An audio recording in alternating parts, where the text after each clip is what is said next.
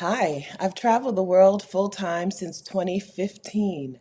I have spent months and months out of the United States of America for the last 8 years. I want to talk to you about why I'm not moving to Mexico. Even though I have a community of 17,000 Black women called Exodus Summit who are planning to move abroad, and a good percentage of them are Black women who are planning to leave the US to move to Mexico. I want to share with you why I'm not moving to Mexico, where I am moving, how I made those decisions, because most importantly, I want to help you understand how you make the decision for yourself about if you're moving abroad and where you're going. Okay, if you're new here, welcome. My name is Stephanie Perry. I'm a house sitter. I'm the creator of House Sitter School and the co-creator of Exodus Summit. And I help Black women house sit, take a career break or sabbatical, bop around the world as a nomad, move abroad, all while embracing ease. If these things sound good to you, subscribe to my channel, please. Hit the button. It's free. Thank you. And then you can also turn on notifications, ring the notification bell so you'll be notified when I post a new video or when I go live, even though I'm 5 minutes late. Welcome. Welcome. Hi, everybody. Happy Saturday. How's everybody? This is yes, Kat, I'm in a hotel and the Wi-Fi is not the best. That reminds me, I'm supposed to be using my phone as a hotspot instead of the hotel Wi-Fi. Listen, but the real reason I'm late, hold on, let me switch my Wi-Fi really quick, is moving faster now that I'm older. I don't understand it. I'm in a hotel. So yes, I'm in a hotel with hotel Wi-Fi. But I went into the bathroom 20 minutes ago, and all I needed to do was spritz water on my hair to shake it up, wake it up. I like to dampen my hair a little bit, and put on the same makeup that I put on, have been wearing for the last years and years. I've added blush to my routine, which you may notice, right? But the same makeup, which takes me 10 or 12 minutes. I went into the bathroom 20 minutes ago. I look at the clock and it's already time to go live. Time moves so much. I don't know. Is it going to keep going like this? I don't know. This is the only thing really right now that I'm afraid of in my life, except for mannequins. Y'all know I'm afraid of real mannequins, like mannequins with faces. But I'm afraid that time is going to keep moving faster and I'm just not going to be able to keep up. That's the thing. Okay, let's get to business. You have to say good morning. Part of the rules here, okay? The rules are you have to say good morning and you talk to Black women with loving kindness. Junket, you blink and 20 minutes pass just like that. Is like it takes me 10 minutes. It's the same makeup. I put the same makeup on every day. Every day. Same makeup. As I said, I've added blush to my routine. At VidCon, they gave us blush. So I've been wearing blush. I prefer the Candy Muse blush placement from RuPaul's Drag Race. I prefer the very high C of blush, right? Put the blush right here. I prefer that, and then I blend it out onto my cheeks. But that's not what we are here to talk about. Okay, good morning, good morning, good morning. So this is what I want to talk to you about. I think that we're a community of people. This YouTube channel, the Exodus Summit community, all of that. We're a community of people who are looking for the right thing for us, not just the like template or no, well, we want a template. We're looking to make sure that we find the right place for us in this world. I don't know that there's a perfect place, but once you know what you want and don't want, there is a better place. I wholeheartedly believe there is a better place. And so I just want to walk with you today through my process of discovering or deciding on a better place so that maybe it can help you figure out yours. Because we're not here to tell you to move to Mexico, even though it seems like 75% of the women in Exodus Summit are moving to Mexico. This is because Mexico is a fantastic choice. Mexico is the first place that I went to and spent a lot of time. My first visit to Mexico was 6 months, okay? All right, that's me. That was my life, okay? I'm a house sitter. My first visit to Mexico was 6 months long, and I immediately was like, I gotta tell everybody about this. This is it. This is a top choice. even though I'd already been in love with Portugal. I call Portugal the love of my life. It was so long ago that I always say Portugal is Bay, because that's how long ago it was that I fell in love with Portugal. Portugal is Bay, but it's not where I'm moving. So stick around. It's not where I'm moving, but Portugal is Bay. But it's not. I could see Portugal being a little more of a challenge for some people. For some people, but Mexico, I was like, oh, Mexico is it. So there's a reason why 75% of the women in Exodus Summit are interested in moving to Mexico. But it's not the right choice for everyone, not the right choice for me right now, and maybe not the right choice for you. So let's talk. I'm gonna take a second and I'm in the hotel. I'm gonna unwrap this paper cup. You're gonna hear a bunch of rustling. I'm gonna pour my water. I'm gonna get myself together. I really am afraid of how quickly time is going to keep moving in my life. I keep a clock. I travel with a little clock, and I keep it in the bathroom wherever I'm staying. I have a clock in the bathroom, even though when I checked in here, I thought I was only staying here for one night, but now it may be longer. The travel breakdown affected me as well. So I put the clock in the bathroom. And so when I got up this morning, because I'm on the West Coast, it's 7:11 right now. When I got up this morning, I have a clock in there to tell me that it's time to go live. And I keep the clock set at 10 so that when it's 10 a.m. Eastern time, it says 10:05 Eastern time. Yet and still, I look down. I think I know for sure that it's going to be about 6 minutes till. It was 7:02. I'm really afraid of that. I'm not afraid of a whole lot of the future for my own self. Because of that, I didn't get to really finish my eyebrow.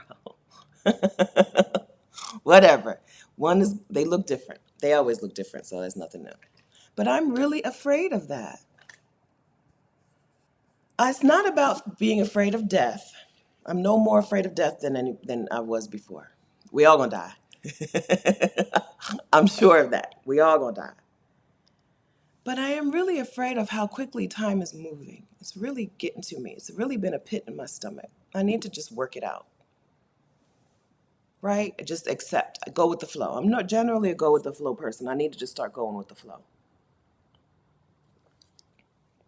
Okay, we're 8 minutes in. Have you said good morning? You still have time. Okay, you still have time. Mom, have you said good morning? Okay, Connie Perry's here. My mom is here. She says good morning, everyone. Good morning, Vicarians. Good morning, everybody. Okay, so Mexico was the first place that I went to where I was like, I got to tell everybody about this. What did I love so much about Mexico, and why won't Mexico work for me at this time in my life? Mexico is a big country, so you get a lot of choices in Mexico. If you like big cities, you have Mexico City. If you like smaller cities or big towns, you have Guadalajara. If you like smaller towns, you have Lake Chapala or San Miguel de Allende. If you like bigger in-betweens, you have Guanajuato, you have Querétaro, you have choices in Mexico. If you like the beach, you have Pacific beaches, you have Caribbean beaches. If you like uh, the desert. I think Merida is desert. I don't know, girl. I don't know enough about Merida on purpose. Uh, Mexico has a lot to offer. Hello, Herman. Mexico has a lot to offer. It's got some of the best people. They're very kind and community focused people, and people who aren't going to stare at you like, what are you doing here? Mexico has a lot to offer. What are some other things I like about Mexico? Cost of living.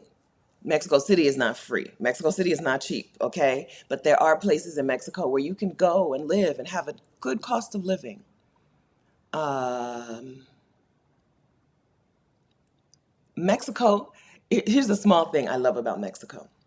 In small cities and towns, I don't know about in Mexico City, but in any other city or town you go to, when you are sitting at a restaurant and you're eating your meal, when people get up from their table to leave the restaurant and walk past you, they turn to you and they say provecho, which is kind of like a bon appetit.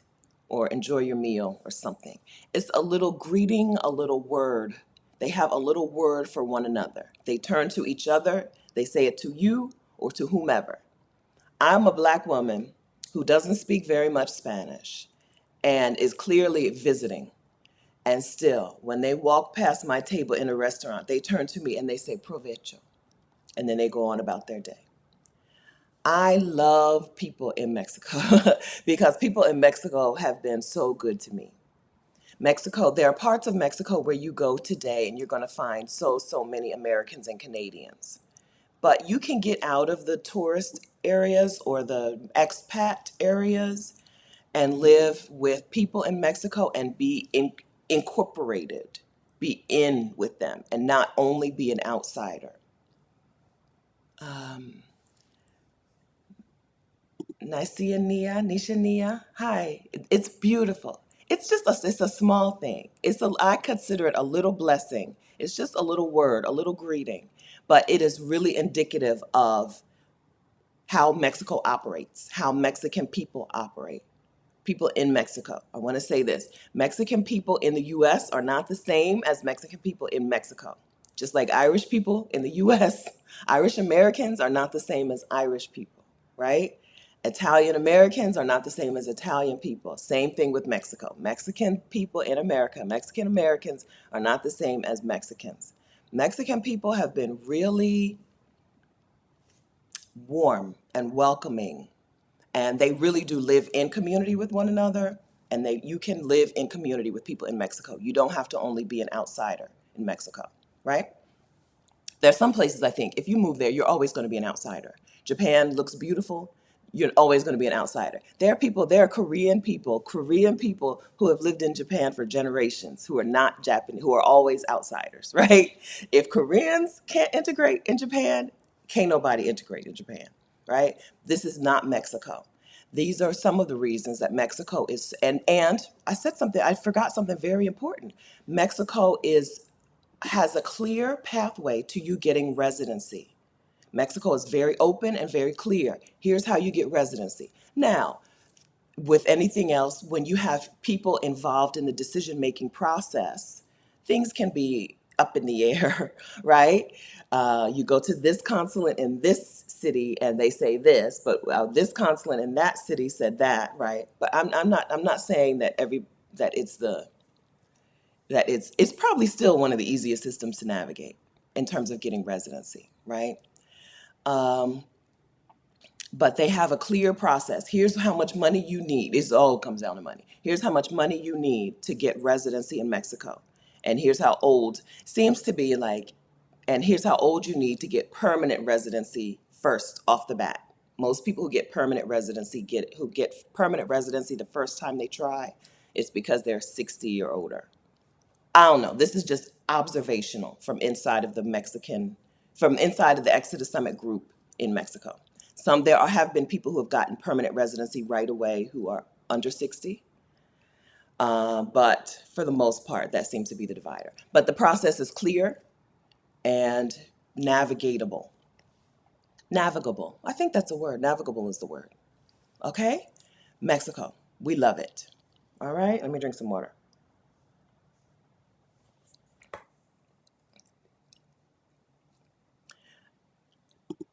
Chanel, the residency process had me going, I'm gonna let Stephanie talk me out of it though. Talk you out of what I want you to get residency, even if you're not gonna live in Mexico. So here's how clear they make the process and how unimpeding the process is.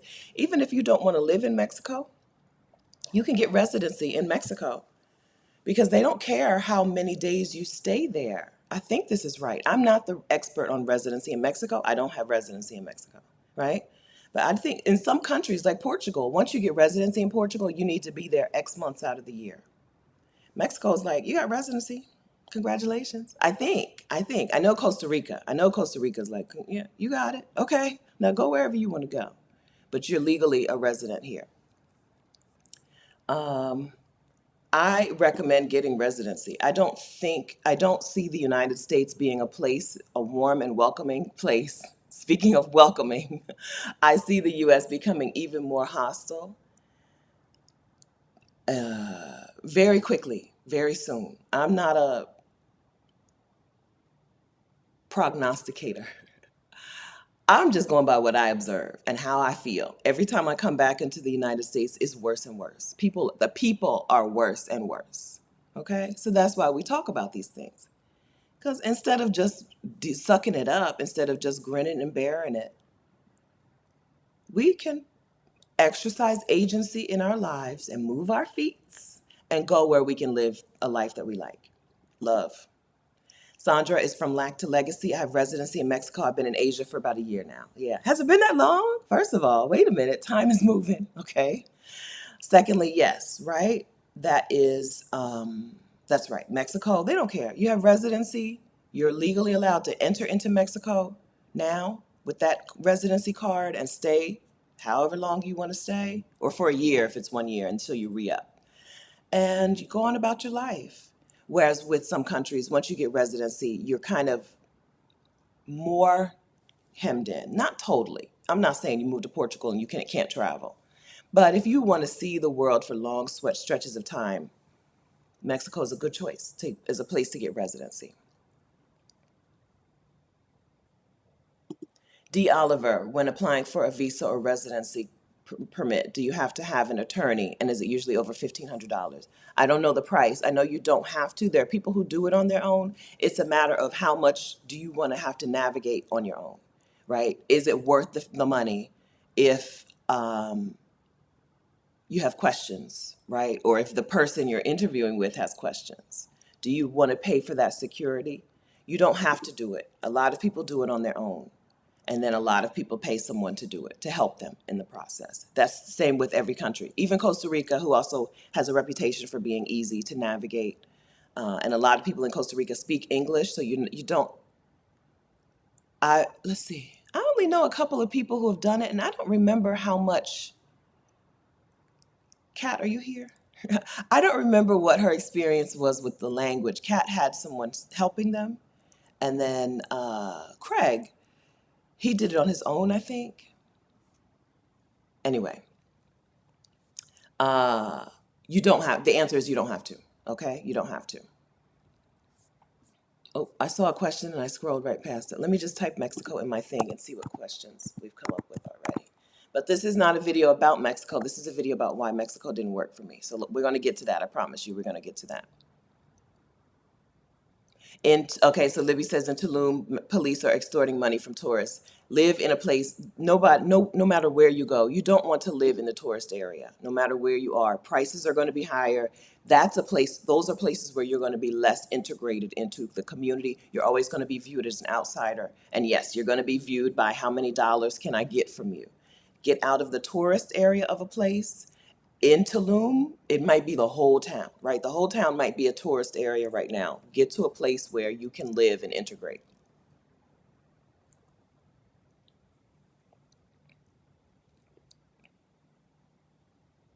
I saw a question. Okay. Does Mexico have dual citizenship? I don't know, Lanice, because I'm not interested in getting citizenship in another country. I don't know that anybody needs dual citizenship, period. Right? I don't know. As much as I think Black people in America should have residency in another country, I'm not interested in citizenship in another country. If you have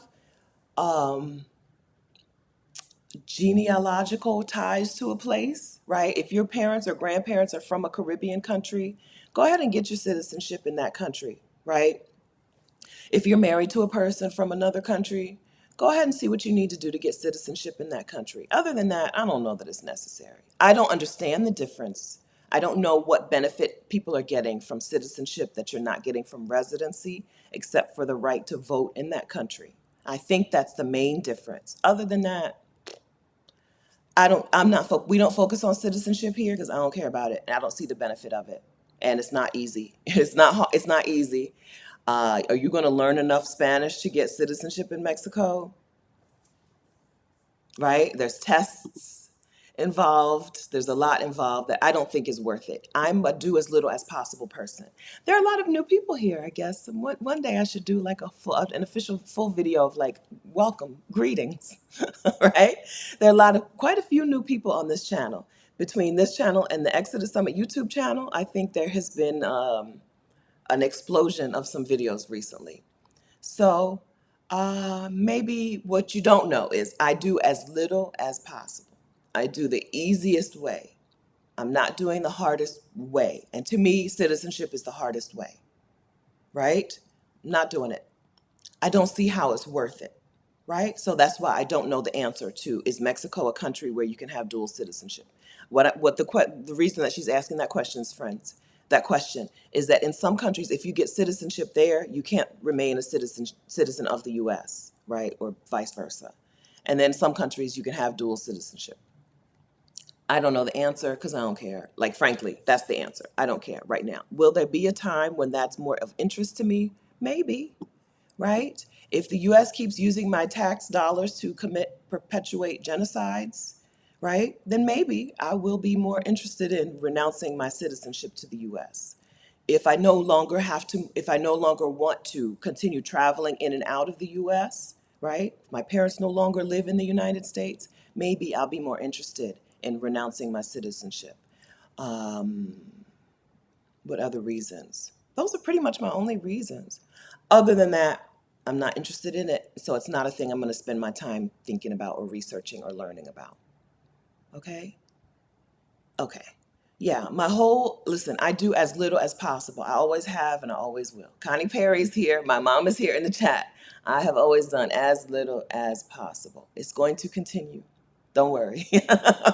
Okay? So understand that when I give you an answer to a question, it's because I'm looking at what is the easiest way, right? What is the easiest way to have a home in another place or just have a place that will welcome you if you no longer uh, feel safe or welcome in the United States of America? Mexico is a place. So we're talking about, so Kat says the office in Mexico City gave me a verbal Spanish test for my residency renewal, right? And that's just for residency, not even citizenship, right? Citizenship is not an easy process unless, right? Unless you have a birthright connection to that country, genealogical connection. It can be a more difficult process than I think it's worth. I think. Okay? Okay. All right. That's why we talk residency, not citizenship. Kemi, oh, how did I forget the food when talking about Mexico's pluses? The food is delicious. Yeah, yeah, yeah, yeah. It's like any other food. Any other food. The version of it that you get in the United States is not the version that people be eating every day in that country. From most foods, I think.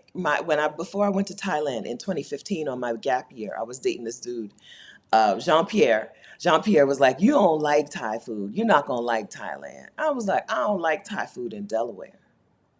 I have a feeling when I get to Thailand, I'm gonna like Thai food. I have a feeling."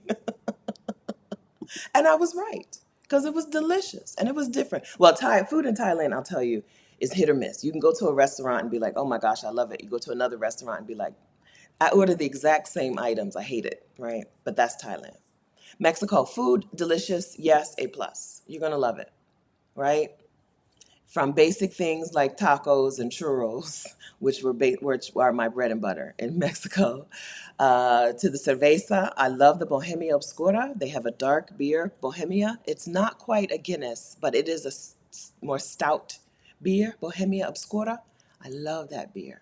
I've never seen it anywhere else in the world. To the General Pacifico, which I drank here yesterday, right? Pacifico, the Pacifico is kind of like the Miller of beers. Good beer, inexpensive. It's a beer you can drink all day. Okay. Miller is my good, inexpensive drink all day beer in the US, right? Or it's better because it's not a Budweiser, which is water, and it's not a something else. I don't know. It's a good beer that you can drink all day. Mexico, the food, another reason to go. You're gonna love it. You're gonna love it. I don't know. I've never heard anybody be like, but the food, right? When people go to Colombia, they'll be like, "I love Colombia, but the food, they don't season the food," right? Where else? I'm sure there are a lot of places. Even France, right? France. I'm like, not France. No, UK. It wasn't France. I think we ate well in France. I think it was the UK. I'm like, Okay.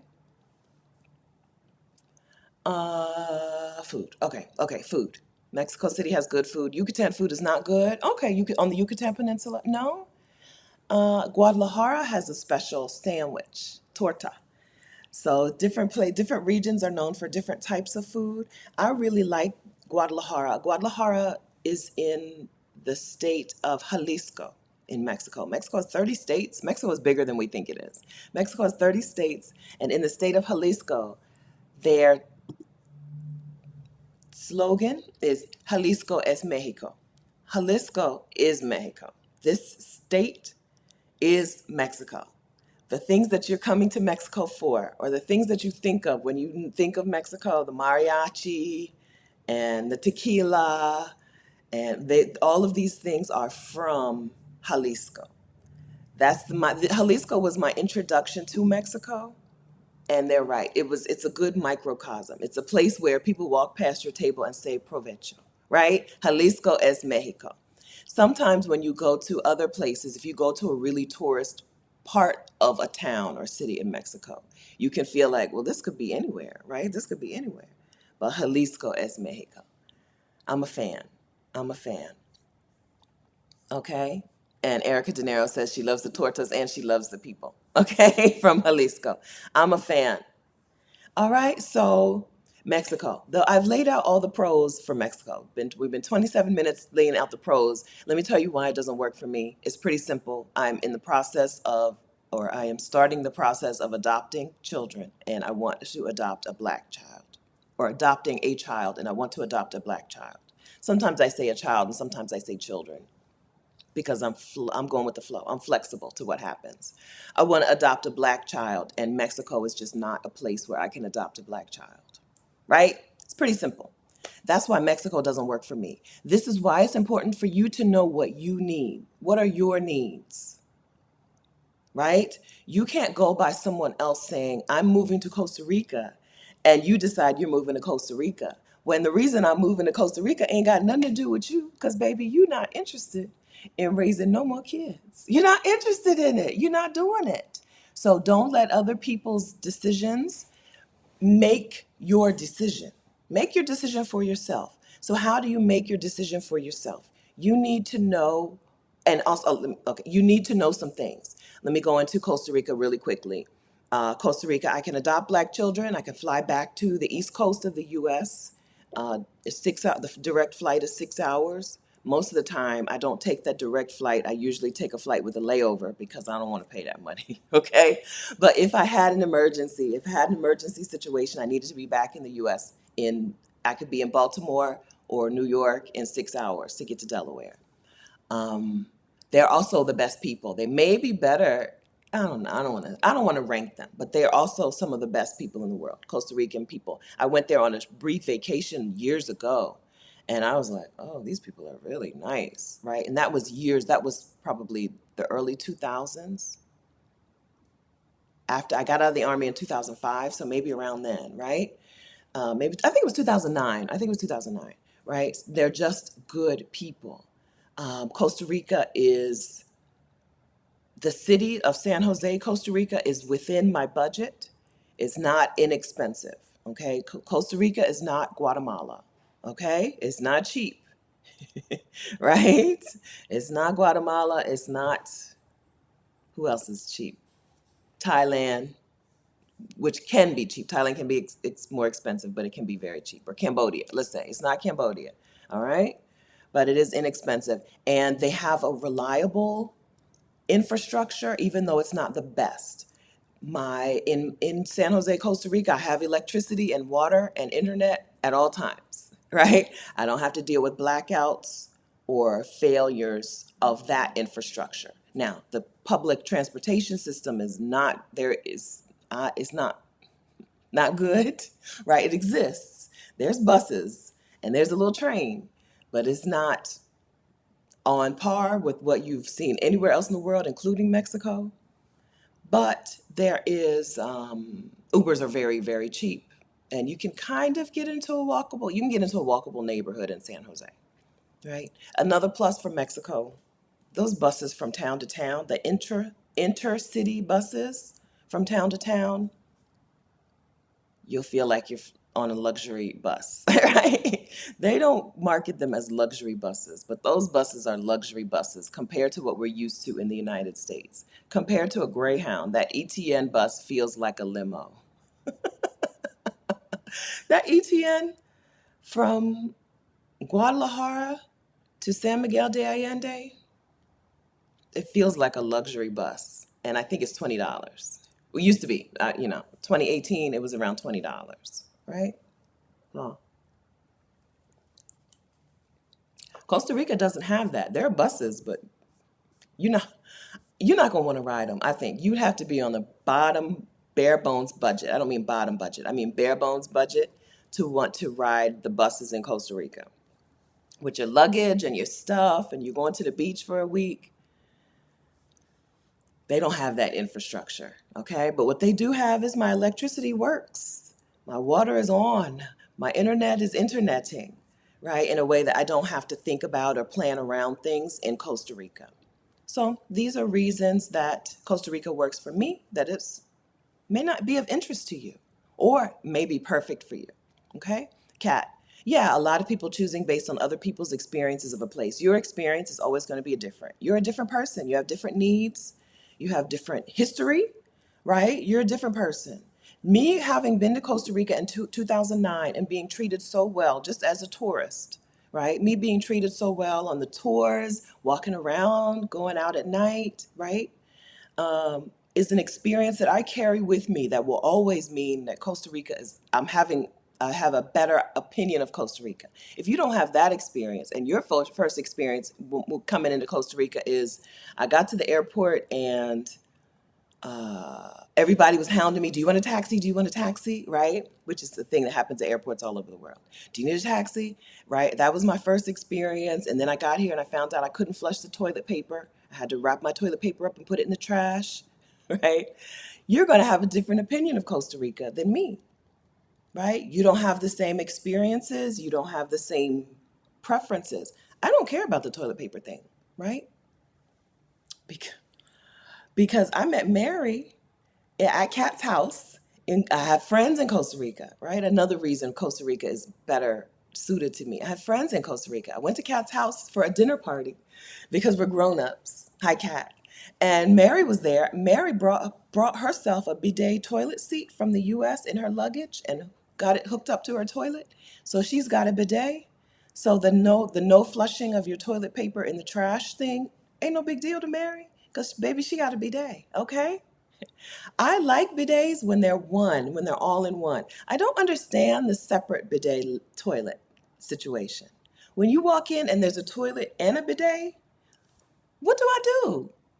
Am I supposed to poop in the toilet and then get up and move over to the bidet?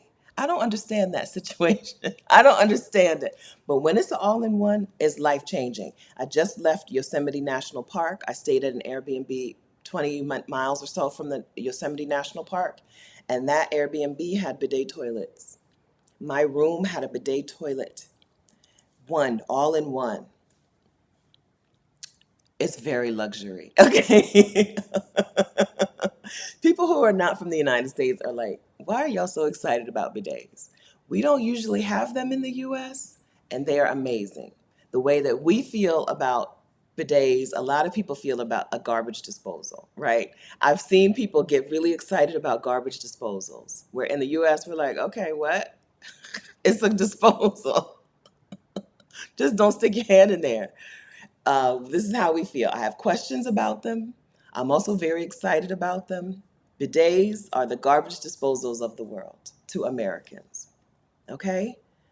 So that is what is working for me in Costa Rica that may not be of interest to you. How did we do? How did we do? I know I feel like I'm not as I feel like I'm on target, but I feel like I'm also like floating above instead of like being deep in it. So let me focus and read some comments and get myself deep in this video. How are we doing? It's personal to me, says it's so cool to know there's actually a better life in another community. It's so refreshing. I'm interested in moving to Paris. There is a better life. We have been propagandized. We have been programmed to consider the US the best there is. If it wasn't the best there is, why would so many people want to move there, right? We've been programmed to believe to sincerely believe that the US is the best there is when it's not. It's why when people go on vacations, even for short periods of time, they feel so much better in other places. It's because there are other places that are better, right? It's why when people go move abroad, they it's hard when they have to if they have to come back. It's because there are better places. You can figure out what works for you while you're out of the country. You don't have to figure out what your needs are while you're in the US. I'll say this. You don't have to figure out your priorities and your needs before you leave. I don't think you do. Not if you can move lightly. If you can pack your stuff into 4 or 5 suitcases. I just saw Kathy Hampton, who is on Instagram, which Kathy's got so many. Kathy's got at least 2 Instagram accounts. Let me see which. I just saw Kathy Hampton's post with her suitcases. She has 6 suitcases. I think 4 big ones and 2 a carry-on and a personal item. 6 bags. Moved herself to Portugal. If you can move like that, right? You get 2 check bags, you pay for 2 more check bags, you got your carry-on and your personal item. If you can go to a new country like that, then you can get there and decide and not sign a lease, right? Not buy property, not buy a house, not commit yourself right away. If you can get to a new country, then you can decide on what things you like and don't like, what things you need and don't need. It's okay to be flexible, especially if you've gone through the residency process. You have some time, right? You don't have to hurry and figure things out in 90 days. You have some time. You don't have to know exactly what you need and don't need because some stuff you just aren't going to know. How would you know whether or not you can deal with rolling blackouts like in South Africa? Would you know if would be a problem to you until you really experience it, right? Right now, I think I don't want to deal with it, but I've never experienced it because my time in South Africa has always been in tourist places, in hotels where they don't suffer from blackouts, right? Hotel got a generator, we live. Right? And I always say to people, I think you will love South Africa, just get your own generator. Maybe there's something I'm overlooking. The blackouts are more of a problem because not only is it affecting your house and your generator kicks in, but the street lights are out. You go in the store, you can't buy, stores can't function for these hours of the day, right? I think a rolling blackout in South Africa would be no big deal because you could just have a generator because I'm a hermit. But if you're a person who likes to be out in the streets, blackouts might be a big deal and might not be. Okay? So all of this to say there is a place where you can live better. There is a place where if the place that you're in right now is not meeting your needs because you don't feel safe or you just can't afford it, they priced you out of it, or you don't like the people there is a place where you can feel better, live better. You may not necessarily know exactly what you need though in the first iteration, the first move. Be okay with getting someplace and being as flexible as possible. Very few women in this community have shipped furniture, or like Lamar and Angela, their YouTube channel is Lamar and Angela. They drove stuff down and shipped stuff down and moved into their house with a full house of items, right? But that's not right for most of us because we don't know for sure when we get there if we don't like it. And we want to be able to move. Sometimes even within the country, right? If you're going to Mexico and you don't like the city that you landed in, just go to another city, go to another town, right? You get to Lake Chapala and you find out that there's 55% of Lake Chapala, Mexico is white people from the US and Canada. And you didn't come here for that, okay? You pick up your stuff and you move. And there's another town that you'll love. I think Guanajuato, if you want a really Mexico experience, Guanajuato is a nice place too. Guadalajara for the city. Guanajuato is a city-ish town. It's a townish city. San Miguel de Allende, people love. Querétaro, people love, right? You can have a better experience without leaving Mexico, but with moving your stuff. Okay? All right. I hope this is helpful. I feel like like I said, I feel like I'm jumping around a little bit and hovering above the topic instead of being in the topic. Am I in it? Are you with me? Let me know. D is Brown Girls Invest too. That's what I did. I'm on my second city, right? Yes. Get to a place in the country and try it out. And then if you don't like it, try another place. Talk to the people inside of that community. Let them know. Get in community with people there. Get in community with people. People who live there, who are from there, and also with people who have moved there like you. And say, here's a problem I'm having in this place. And maybe they'll be like, oh, you might like such and such, right? You might like Guanajuato. If you're willing to speak Spanish, okay, you got to learn some Spanish in Guanajuato. If you're willing to speak Spanish and you want to just be in a really Mexican looking place, I think Guanajuato is underrated, but you got to speak Spanish. And you have to be okay with being the only black person you know. I don't, unless things have changed, I don't think there are black women yet in Guanajuato. Whereas most of the other places we talk about here, you're gonna have black friends. If you don't have black friends in these places, it's your fault. It's your problem. Why not Mexico City? I'm saying if you're not a city person, Mexico City is always the first choice for most for of the 75% of Exodus Summit women who are moving to Mexico. Half of them are going to Mexico City, right? Mexico City is the first choice. I'm not a big city girl. I'm a townie, okay? I am not a city girl. Yesterday, I'm in Oakland right now. I got kind of stuck. I'm kind of stuck in Oakland, California, because of the travel problems that happened yesterday. And yesterday I went to the gas station to fill up my rental car before I dropped it off and to buy some combos. I buy combos in the gas station, and the man didn't give me my full change. He gave me the money, but not the coins. He was supposed to give me $17.11, and he gave me $17. And then he looked at me, and I looked at him, and he looked at me, and I looked at him, and then I just walked out. Right? I am not a city girl. I am not a city girl, right? That's the only reason. I need a small town. Now, in Mexico City, you can have kind of a smaller town feel if you stick to your neighborhood.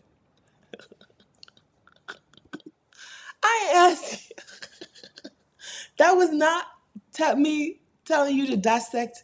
I have told y'all before, maybe Flora Rebel, maybe you've not heard me say this. I eat like a child. I eat a very childish, my diet is super childish. It's something I've always said I was going to work on, and I still have not worked on. Okay? I don't know. I don't know what it's going to take. But at this point, I eat like a 4-year-old, a toddler, a 3-year old. I eat chicken sandwiches and junk food. And that's what I do. Girl, right? So I look, and he look, and I look, and he look, and then I just walked out the door. He won. He knew he was going to win when he did it. He probably wins like 10% of the time, and still that's enough for him to do it. That 11 cents times 10.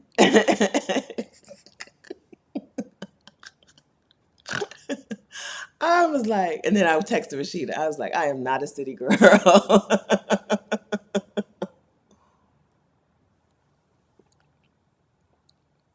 Yes, okay, so okay, Kelly's like, it's okay. Woo woo woo.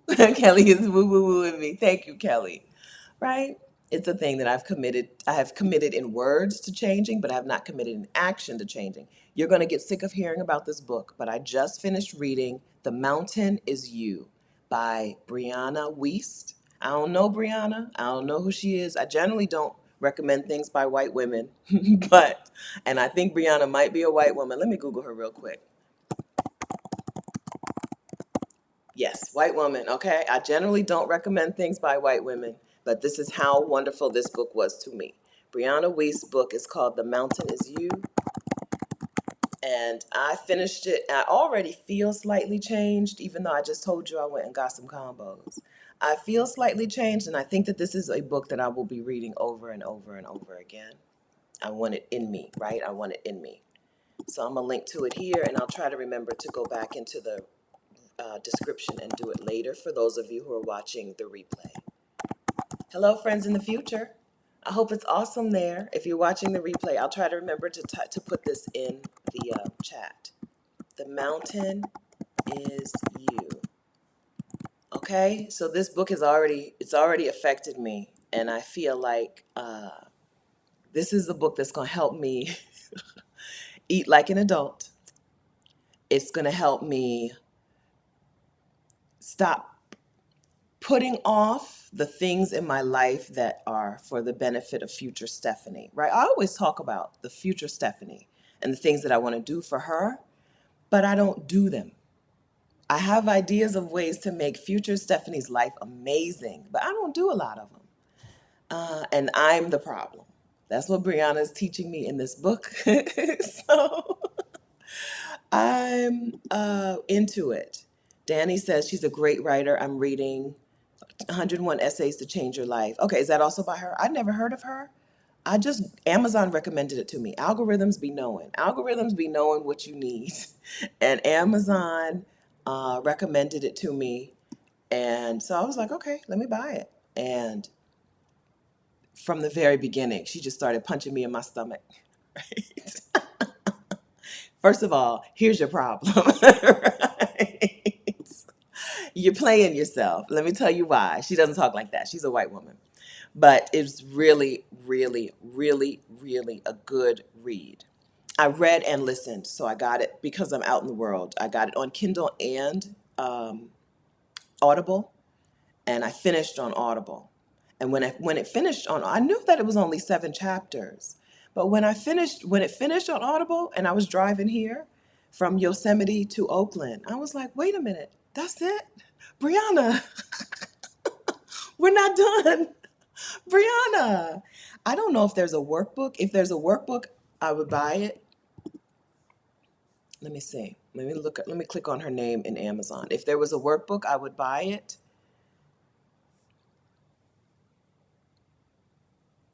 There doesn't seem to be a workbook for this book. So I'm going to go back. Oh, wait. No, that's a German version of the book. So I'm going to go back and read it slowly. I'll probably also get the paperback. Read it slowly and journal along with it. That is how much it affected me. That is how much it was good. And then she got to a point in the book where she was talking about how your work, we use the term your life's work, and your work is not your life. And I was like, yes, Brianna, I knew you were one of my people, right? I took a screenshot at that part. I was like, yes, okay. So, because you be reading stuff and you never know their overall philosophy on things. And when she got to chapter 7, 42 minutes in on chapter 7, I took a screenshot. I'm like, yes, girl, I knew it. I knew you were one of my people. I really, really, really enjoyed that. So thank you for recommending 101 Essays to Change Your Life. I appreciate that. I see that on Amazon too. So maybe I'll go ahead and get that. So that, thank you for that, Danny and Beatrix. Thank you. Beatriz, Beatriz, I think is what it is. Thank you. Thank you for that. Yeah, I've really, really, really, really, really, really recommend this book. I really recommend it. Okay. There is a workbook? Okay, let me take some time later and go to get on Amazon. I may have time to get the workbook sent to me before I leave the country.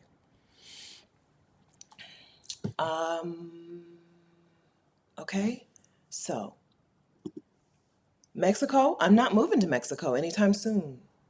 I'm moving to Costa Rica.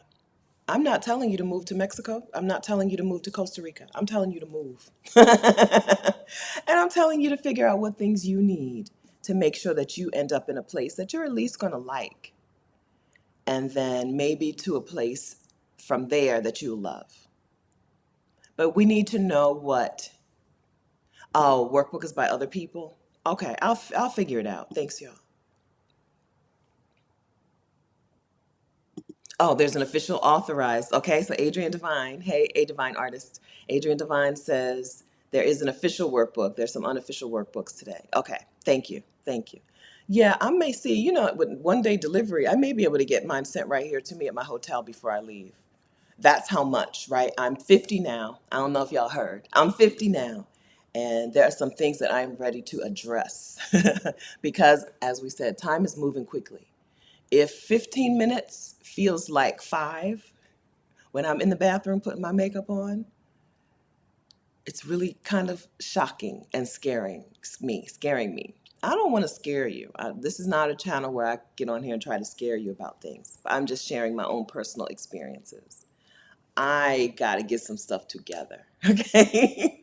Because if time is going to keep moving this fast, if a year is going to feel like 6 months from here on, and less, 6 months or less from here on, I got to quit playing myself in some very specific aspects of my life. Got to quit playing myself. So I think Brianna's going to help. Okay, I don't recommend white women to y'all. I generally don't do that. Okay, because okay, for money reasons, for spiritual reasons. But this is how wonderful that book has been to me. It's also a book that makes me like, I need I need somebody who has read this book to read my book and give me a little feedback. Oh, maybe I'll do that. Some beta readers. Or maybe I'm just finding a way to procrastinate. I got to think about what would Brianna do? What would Brianna do? What would Brianna tell me to do? Okay, anyway, let me get myself together. Okay.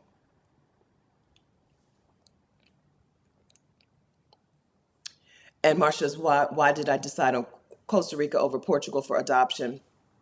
There was a reason, Marcia, but I don't remember. I think it had to do, so there are countries that don't let single women adopt, right? So that took a whole lot off my list, including lots of African countries. There are countries that don't let people over 50 adopt. That took a lot of other countries off of my list.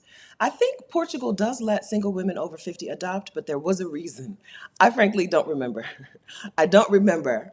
As much as I love Portugal, and there are Black Portuguese people, I don't remember why I was like, it's Costa Rica. And I was so definitive. I am when I make a decision, it's made. I'm not too much of a flip flopper. I am a go with the flow person. So that sounds like it's not, they don't go together, but it is. I am a go with the flow person who is also decisive. And so I don't remember, but I remember. But I know that it was Costa Rica. I was like, it's Costa Rica. So I don't remember if it was that they had paused adoptions for a while. Some countries, they go on and off. Some countries have a relationship with the Hague Convention that governs international adoptions. Some go in and out of the Hague Convention. So I don't remember if it was because maybe they had paused international adoptions for quite a while.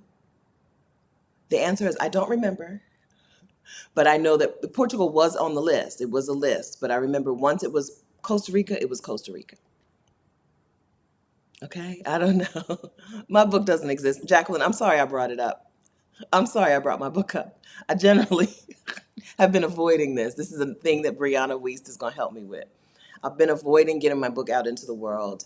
Part of it is technical difficulties. It's probably 40 technical difficulties and me just being really over it. I guess the technical difficulties mean I'm over it. The book is not in the world yet. It will be before the summer's over. All right. My book is Job Detox. Let me go ahead and do it to be a responsible person. My book is Job Detox, a framework for Black women to stop striving and get free. And you can get on the pre-order link is here. Jobdetox.myshopify.com. Okay. Uh, but I'm so tired of talking about it. In general, people will be like, don't talk about your thing until it's out in the world. But in the book marketing space, you're supposed to talk about your things before they exist. But I'm so sick of talking about it. I just want it to be done. Okay.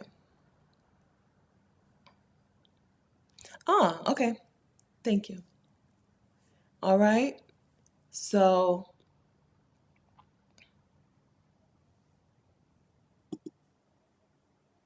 actually, hold on, April. Let me start this and let me get to a couple of questions specifically about moving abroad, and then I'll look and answer some of the more general questions, or some of the questions that are related to other things.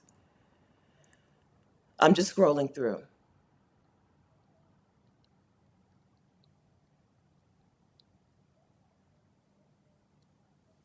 I'm just scrolling through. If you have some questions, holler. I want to answer some questions about figuring out where to live, deciding. My best advice, if you've never lived in another country, or if you've never spent more than 2 or 3 weeks in another country, okay, then you may not know what you need out of your new country. You may know what you don't want, right? We know what we don't want in the US, right? We don't want to live by or live around a bunch of Americans, right? We don't want to live in blank or blank or blank.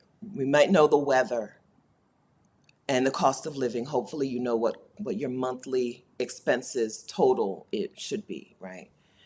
So you might know those things, but you may not know some of the other things until you get out of the country. So I want to say again, it's okay to be like, I think I like this place. It's okay, I think, to be at that point and make a move.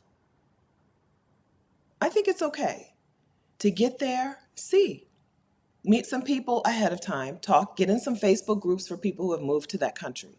There are Facebook groups for expats in that country or expats in that city. And then there might even be Facebook groups for Black expats in that country or that city, right? Get in community with some people. And if you think you'll like it, try it and see, right? But be flexible. If you're going to take that route, be flexible. Move like Kathy did with your suitcases on your airport cart, and know that once you land, if you absolutely don't like it and you've given yourself, you've done some things to try to make it a better experience, then you're going to pack up your suitcases and you're going to try another location. Quite a few people in this community, I see Tracy Collins is here, quite a few people in this community have done that pretty recently, and it's really worked out for them, right? Tracy and her wife were in Mexico City and have moved to San Miguel de Allende, Mexico. Love it so much. Love it so much. So I think that taking the action, is always going to give you a better result. Always. Usually. Taking the action is usually going to give you the better result, give you a better result than sitting around and thinking, and trying to solve the problem in your head. Some problems you can't solve in your head. They have to be solved in the real world. You have to, one thing the Army taught me is the concept of move, shoot, communicate. Move, shoot, communicate. Move, shoot, communicate. Move. You take an action. No, shoot. Shoot, communicate. Well, I was wondering, why does that not sound right? Shoot, communicate, move. It's all in one circle. Shoot. It don't matter where you start. I mean, it don't matter. Anyway. Shoot. You take an action. Let me get on with this. Shoot. You take an action. Communicate. You get your data. Move, you make your adjustments. Shoot, you take an action. Communicate, you get your data. Move, you make your adjustments. Shoot, communicate, move. If you live a shoot, communicate, move life, you're going to get further or do more or have better experiences than people who are stuck in the data part, because they haven't taken a shot. Their data is falsy, made up, right? Brianna kind of talked about this in her book too. She called it psychic thinking. When you think you have the answers in your head, and you come up with a whole answer, a whole scenario, she talked about it in terms of relationships and people. You think you know everything because you're in your head, when actually You're wrong. You're wrong. But the psychic thinking made you think you're right. We've got to get out of this pattern of psychic thinking. I'm telling you, that book, I feel like that book is. I'm back. My internet dipped out on me, even though I'm using my phone as a hotspot. It dipped out for a second. Some of us aren't, some people aren't built that way because of their personalities or their previous traumas. Some people will never want to take some action without having all of the information. But I think more people, most of the people who were operate that way, that's not them operating as their most healthy selves, right? As a healed version of themselves. That's the trauma talking, I think. I'm not a life coach and I'm not a therapist. I'm a person who's read a couple books. Okay? Understand that. But I think that being able to take an action and get your data from that action is a life skill that will take us far, right? I could have planned a YouTube channel in fact, I did. I did. I planned a YouTube channel in my head for years and years. It was nowhere near as good as putting out a couple of videos and seeing what people liked and didn't like, right? I thought my YouTube channel was going to be about packing for long-term travel. I did. I didn't think anybody would be interested in house sitting. What did I know? Nothing. I promise you. I had like 5 or 6 different packing videos already planned. People hardly ever ask me about packing. They ask me about house sitting, right? The psychic thinking, this in your brain, it's trapped us. I've done it. I'm there as well. I'm still there at times, right? When we get our thing out into the world and we get real world feedback and real world data, that is 1,000 times more helpful than trying to parse things out in your brain. Okay? Oh, BB. Okay, so BB doesn't know. BB, unfortunately, I'm stuck in Oakland, California. Not stuck. I don't want to say it like that. That's really dramatic. The travel snafu has snafu'd me, and I'm still in Oakland, and I'm not going to make it to the New York meetup. My flight is now to Florida. Okay, I'm sorry, I'm not coming. I sent out some, oh, you know what? I posted in the Facebook group for the meetup yesterday that I wasn't going to be there, but that I didn't think I was going to be there, but I didn't go back and say firmly, that's my fault because okay. By the time I realized it, it was bedtime here. And then, 7 a.m., I went live at 7 a.m. my time, Pacific time. Okay. I'm not attending the New York meetup. I'm very sorry. I know. I'm so sorry. I hope y'all have a wonderful meetup, but I'm not going to make it. My flight from so what my options were yesterday. I was leaving Oakland, going to New York City through Atlanta. And what Delta told me yesterday is we can get you to Atlanta, and we don't know when we can get you to New York City. And Atlantans, friends, I love you, but I hate your city and I hate your airport. And I was like, I'd rather sit in Oakland than sit in Atlanta. Either way, I was not getting to the New York meetup. Either way, I was not getting to the New York meetup. So I was like, I'll stay here in Oakland at a hotel as opposed to Atlanta. So I'm sorry, New York City crew. I still have not been to a New York City meetup. Some of y'all came down to the Delaware meetup, but I'm sorry, I am not going to be there. I'll make a recording or something and send it. I hope y'all have a wonderful day. We meet up. The thing is that they've been meeting up kind of on a schedule and they changed the schedule because I was going to be in town and now I'm not going to be in town. I'm missing the meetup and I'm missing the whiz. Another thing I need to do is send Latina my barcode so that she can go to the whiz with somebody else.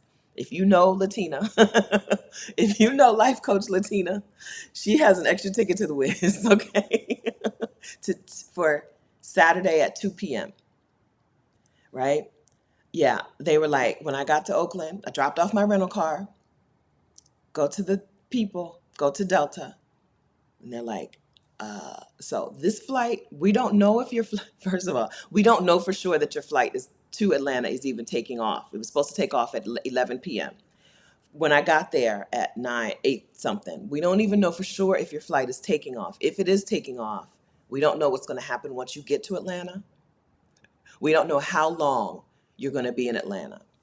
And then I get on Twitter and nobody in Atlanta is saying, oh, my flight has landed. Everybody on Twitter is like, I'm stuck at the Atlanta airport, or Delta made me sit at the Atlanta airport for 5 or 6 hours, and now they're telling me my flight is canceled. Right? So I'm in Oakland. I was like, forget all of this. They had waived change fees anyway, but flying business class means that last minute changes usually don't amount to anything, usually. And that's not Rashida's experience with the Fiji Airlines, right? But usually speaking, a last minute change is not a financial hit, right? And then anyway, Delta, because of the problems, Delta waived change fees. So I changed all of my plans. So I'm here. I'm in Oakland. I have no complaints. 75 degrees is the high today. I think that's what it said. So I got no complaints. Let me look at the weather app. 73 degrees is the high. 68 tomorrow. I leave on Monday. And then I'm headed to Jacksonville. So it's a total switcheroo. My parents are going to be in Daytona for my mom's family reunion, for the family reunion. I say my mom's because both sides have a family reunion. But my parents are headed to Daytona. I'm going to meet them in Jacksonville, and that's the change. And then go to Costa Rica. So I'm sorry, New York crew. I'm sorry. Listen, Deborah and her team. Deborah's got a team of people. I don't know what y'all be doing up there. Y'all are doing the most, let me say. Restaurants don't make it easy to meet up in groups. So Deborah has organized a team to help organize things. And they did a lot of hard work to get this together at the last minute because I was coming, off schedule because I was coming, and now I'm not coming. So I'm very sorry. I hope that y'all have a wonderful time together. Y'all meet up on the regular. If you're in the Exodus Summit Facebook community, you will see the events section that lists out meetups. Wherever you are in the world, go to the events section, please, and look for a meetup. Thank you. Okay? Wherever you are in the world, and if there's not one, make one. No one in the Exodus Summit community is not allowed to start a meetup. And I don't mean start a meetup. Anyone in the Exodus Summit can host a meetup. It can be one meetup. You don't have to do I want to do it every month. I want to do it every other month. It can be Thursday, I want to go to the roller rink. Who wants to meet me? Here's the roller rink. Here's where I'll be. That's a meetup, right? The other day when I was passing through San Francisco, I said, I'm at this hotel. I'm having lunch. Who wants to meet me? Right? Who wants to meet up with me? And we had a meetup. A meetup is that. It can be as simple as that. Anyone inside of the Exodus Summit community can create a meetup. If you create a meetup and you use it as a tool to sell your stuff, nobody's going to come back. Okay? So use them in the spirit in which they're intended. Use them as an opportunity to meet other women, meet other Black women who are into this thing, right? Who are into moving abroad or taking a sabbatical, into house sitting, into bopping around the world as a nomad. Use it as an opportunity to actually meet up. Some of us don't have people in our everyday lives who get it, right? Some of us don't have people who get it. So get in community with people who get it. It'll change things for you. Catrice, who went to Fiji with me and Rashida, is friends with Carmen. So I don't know. Like, Catrice is friends with Carmen. Catrice lives in West Virginia. Carmen lives in Philly. How would they know each other any other way? They met through Exodus Summit. They met through an online accountability group and became friends and are now like friends. How else would that have happened? It's amazing. It feels really good. It's amazing, right? I take credit for that. In case you don't know, I take credit for things. Rashida and I get to take credit for a friendship that is really supportive and really helpful to both of them. Catrice said that Catrice went to the Charlotte, North Carolina meetup, got in her car, drove from West Virginia to the Charlotte, North Carolina meetup, got in the parking lot, and was really afraid to go into the meetup. And so she got on the phone with her friend Carmen. like her friend Carmen now. Carmen is her friend now. And Carmen helped her and convinced her to go into the meetup. Inside the meetup, she got to meet all the wonderful women in the area, right? That's what friends are for. Though there are different there is an amount, a level of support and friendship and connection inside of the Exodus Summit community that I hope you're utilizing. I hope you're taken advantage of, right? So I think this is Catrice. C. Robinson is Catrice. Hi, Catrice, as you should, right? Out here changing lives. I take credit for that. That really, really touched me. I knew when listen, we met in Charlotte. I don't think she had told me that she knew. I don't think she told me this story until we got to Fiji, until we were in Fiji. But I'm like, wow, that's awesome. That's awesome to now have a support team. I'm gonna call it a support team because we over friends, we don't know what friends are for. That's a thing that friends are for. To have somebody talk you through something scary and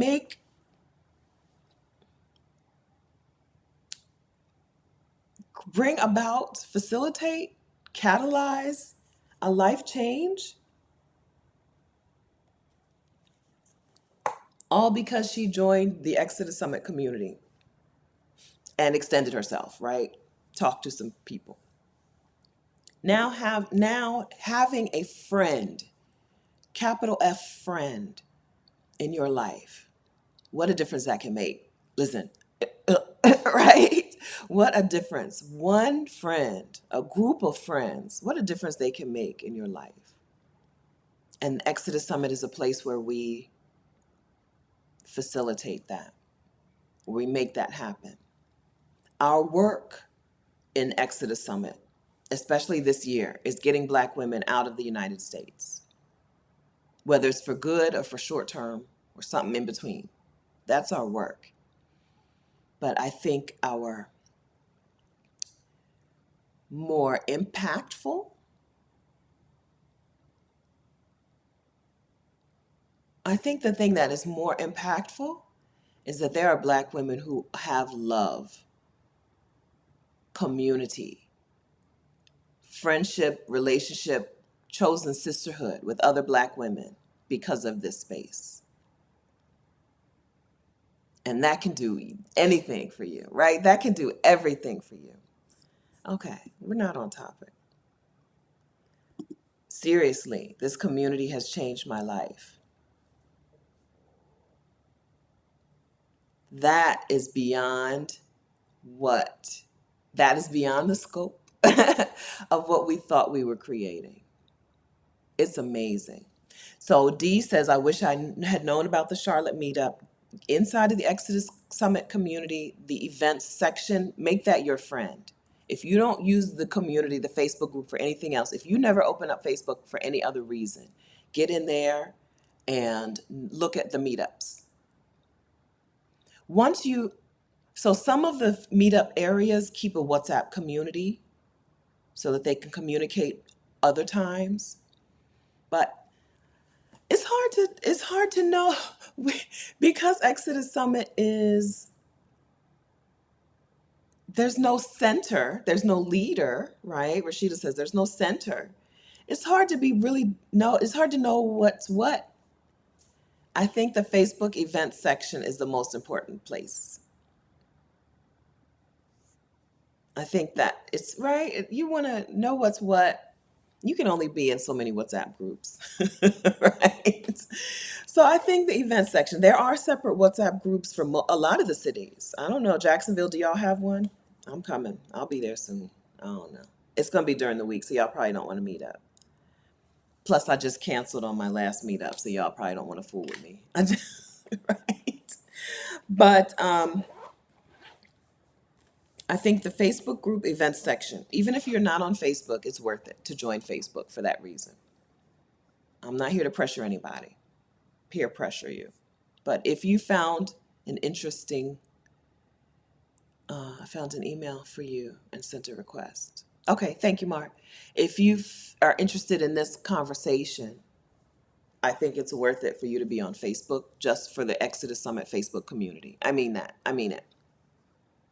I mean it. I know we don't like Facebook. I'm with you. Neither do I. But right now, this is where the community exists. Okay. The next Exodus Summit is October 11th through 14th, 2024.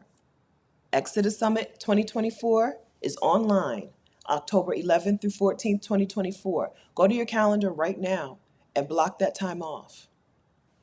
11th, I think, is Friday. So if 11th is Friday, then you need to start Friday afternoon or evening. It's okay if you work Friday during the day, right? I think. Usually we don't start things until Friday evening Eastern time, right? So block off the end of Friday through Monday evening. Block off all of that time for Exodus Summit 2024. Get on our wait list at exodussummit.com/2024. I'll put this in the description later. exodussummit.com/2024. Get on the wait list at exodussummit.com/2024. You have to type the whole thing in. If you just go to exodussummit.com, you'll end up at the 2023 summit. I haven't done the redirecting yet. I haven't changed things yet. Go to exodussummit.com/2024. Get on the wait list. The wait list is just your name and your email address. That way you will know when it's ready to register, when it's time for you to register. You'll know when we announce who speakers are, and you'll know when it's time to register. You'll know if we're doing an early bird thing with some extra bonuses, whatever, right? So get on the wait list. Even if you already get our emails, you should still get on the wait list. And block off that time. Block off October 11th through 14th. Block it off. Okay? Do that. Yeah. Letitia Franklin, the only reason I joined Facebook was to join Exodus Summit. Yeah, it's worth it. And is it worth it to you? I hope it's been worth it to you. If you're in already, I hope it's worth it. It's for Black women only. Okay? If your profile photo doesn't make it clear that you're a Black woman, it may take some time to get in. You may not get in, right? If it looks like you're a man, if like some of you have a man as your profile photo for some reason. Maybe someone passed away in your family, right? And your profile photo is him, you may be automatically declined, right? There's only so much we can do manually. Some things are automatic. If you don't have any profile photo, you have the little ghost, right? You have no profile photo, you're going to be automatically declined. If Facebook, for some reason, thinks you're a man, because that's the first thing I do, sort by filter, right? Filter, who's a man, automatically decline those. So if you want to join, give us a change. If you can make your profile photo your picture for a couple of days, that would be helpful. Okay? That is the easiest way to get in. If it's not, if your profile photo is some flowers, the sunset, right? Be patient with us, okay? Because now we got to figure it out. We got to figure things out. We are very intentional about keeping this community closed, keeping this for Black women.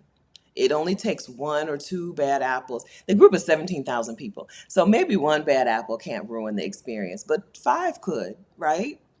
Five could. Or one person just in there like spying around, right?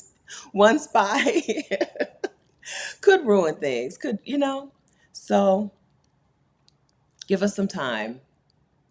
Once you request to join, you'll love being in that group. You'll love being in there. The meetups alone make it worthwhile to be in the Exodus Summit Facebook community. They're happening all over, like literally all over. And if you don't see one in your place, in your city or your town, make one. Hey, I'm in Kansas City.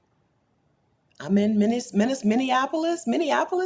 Every time there's like 3 or 4 Black women from Exodus Summit who live in the Minneapolis area. And every time they meet up, I'm like, I'm glad y'all are meeting up, but also let's get out of Minneapolis. I'm so glad to see y'all talking and having a meal together. But also, it's cold in the winter. I think the Minneapolis group had a meetup in February. I was like, why are y'all there? What am I missing? Why are y'all there? Being in, Going to a meetup will change your life. Okay. That's not an exaggeration. Going to the Exodus Summit, the annual summit, the online conference will change your life. And going to a meetup will change your life.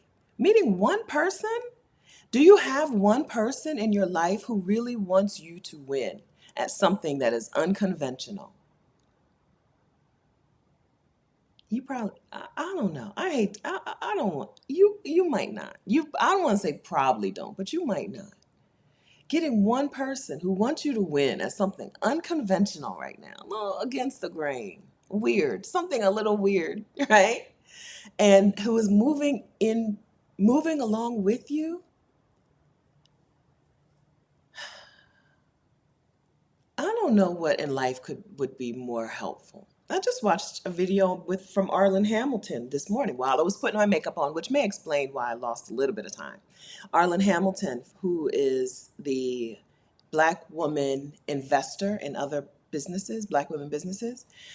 She did a video on networking versus network this morning, right? Your network is so important to who you are, to how you feel, what you experience, how you live. Rashida has changed my life, and it's not just the business stuff. The business stuff is good, great, but Rashida has changed my life in so many other ways, just being in community with her, just being friends with her, having conversations with her. She's a very thoughtful person, and she thinks through things ahead of time, which I don't do, right? If you go meet somewhere with Rashida, she has thought about the experience of that day, right? You're not going to show up with to something with Rashida where she hasn't thought about a way to make things more comfortable or more up to a better experience or more elevated experience or something. Whereas I just be showing up, right? And then we'll get there and you be like, I'm hungry, and I'll be like, me too. Whereas Rashida has thought about like, what are we going to eat? How are we going to have food and water? Right? And that has changed the way that I approach things. And it makes and has made me a person who people perceive as a more thoughtful person when really I'm just copying what my friend taught me to do. My friend has taught me how to think things through and think about other people's experience of things. You know what I mean? That's changed things for me. Right? Rashida said, and then another point, Rashida said, I'm taking this Ritz-Carlton cruise. And I said, oh, me too. Now, I've taken my mom on this really extraordinary experience. I mean, extraordinary. And on when it's the end of the line for me and Connie Perry, right? When it's the end of the line for me and Connie Perry, I don't have to sit back and say, "Oh, I wish I had done something nice for my mom. I wish I had taken my mom's. I would, right? I feel good." I'm not, that is the thing. I will not have to think about. I won't, I won't have to carry that. If you're carrying that, I'm not saying that you're right to carry that, right? Most people who I hear say that were people who are very good to their moms, right? What I'm saying is I won't have to. I don't think it'll even cross my mind because because Rashida introduced me to something that was an amazing experience for us. Okay? Yeah, I think so. I think so. I think I'm going to be a better parent because Rashida has taught me to think things through. I'm not a think things through kind of girl. I'm a go with the flow chick. You hungry? Me too. Okay, but she has changed things. Having a your network, your circle is so important in your life.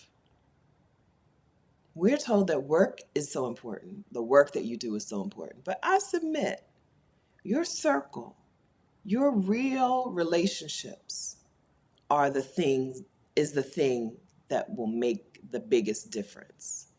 Your work might put more money in your pocket than if you did a different type of work.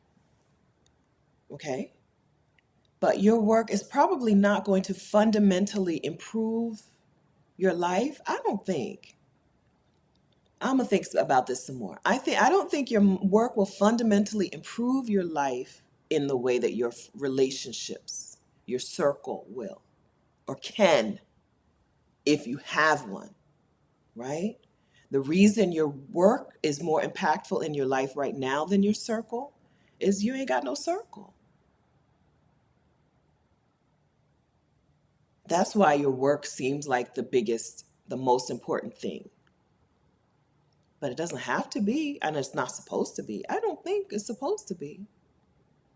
I think that circle, unmatched. So put yourself in position to have that and to experience that and to feed into that, to participate in that.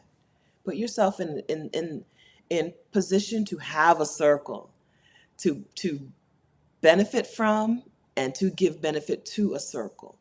And let that change your life. We're looking for work to do things that relationships are probably supposed to do, that our circle is supposed to do. Okay, y'all are with me. Okay, I know I'm off topic, but thank you for staying with me. Hello, Brandy and Danny. Good morning, LK. Okay, Chanel, y'all are with me. Okay, good. All right, Teresa, you ain't got no circle. Okay, I didn't have a circle. I had friends. People liked me, but I did not have a circle for too long. And I needed. I was drowning. I was going under. I was going under, and I did not have a circle. And I really could have used a circle. I really needed it. I really needed it.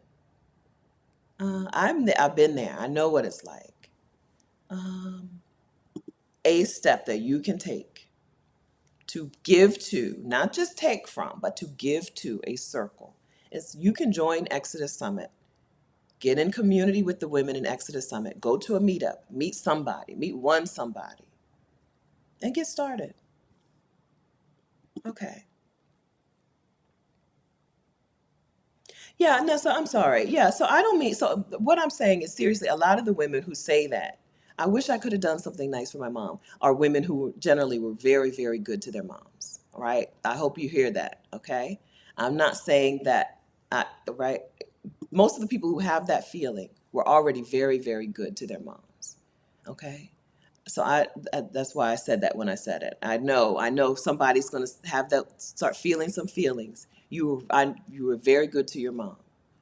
And she did not, let's see, my mom had Alzheimer's. Since your mom's passed away is what I'm reading. She did not leave here saying, "Oh, Nessa." Ugh, she ain't do nothing, right? That is not the way she left here. All right. That's not what I'm saying. I just am saying my experience. Okay. All right.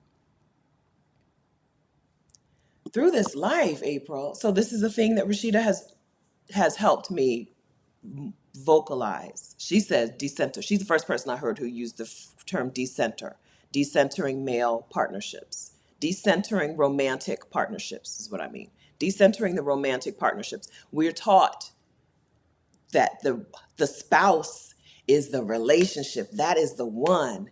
When technically, statistically speaking, your spouse is gonna come and go. You're gonna change spouses. the if your whole focus is on the romantic partnership as the relationship that feeds you, you're going to be malnourished.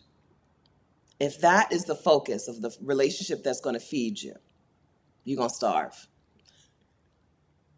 So instead, we focus on the non-romantic. We decenter the romantic partnerships. We don't make the romantic partnership the center of our universe, the sun in our solar system, and we focus on these other relationships. Right? Okay. Yeah. Okay. Good. Busy diva. Okay. We're gonna talk about this a little more because it's changed everything for me. My when so I lost a child when I was early 20s, and then went into the army kind of quickly. And so then once I got out of the army, I was 30. and I had no future, I thought, right? I thought that everything was behind me. 30, okay? 30, 30, 31, 32, 30 to 40.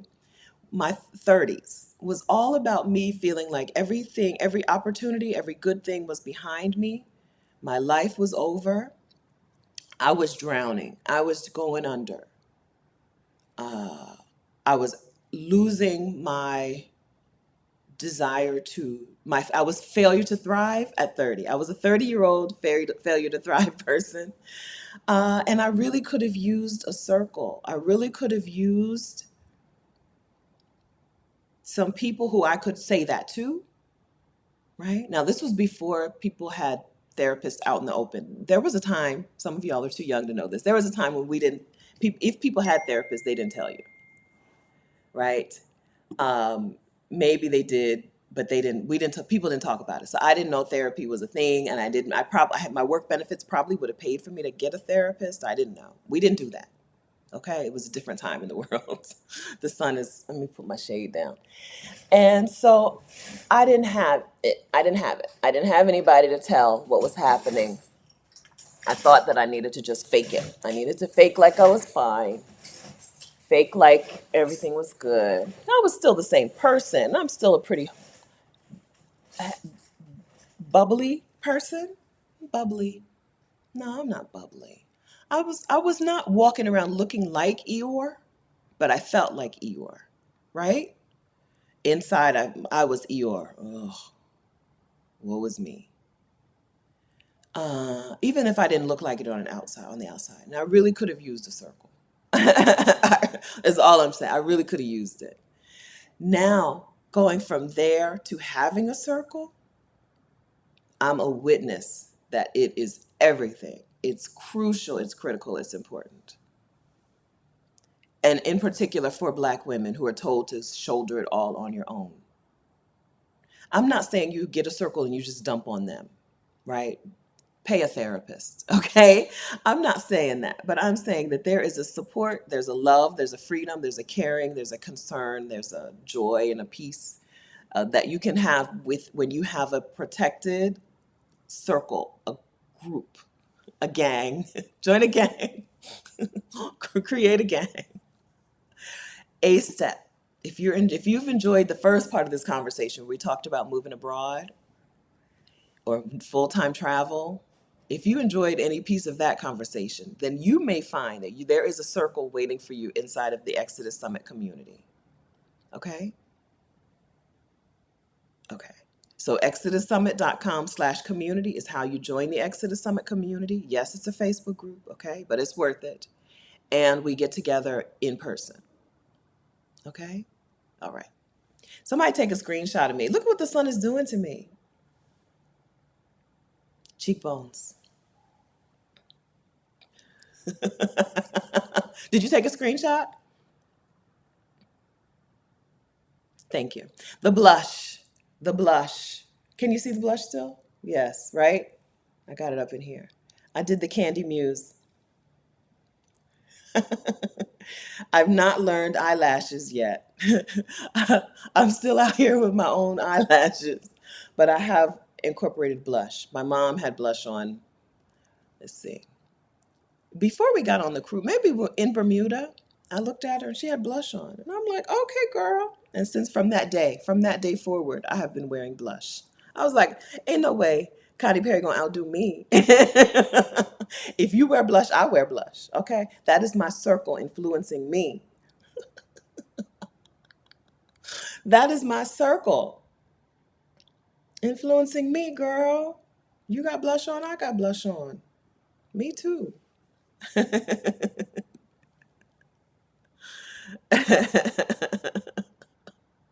How are we doing?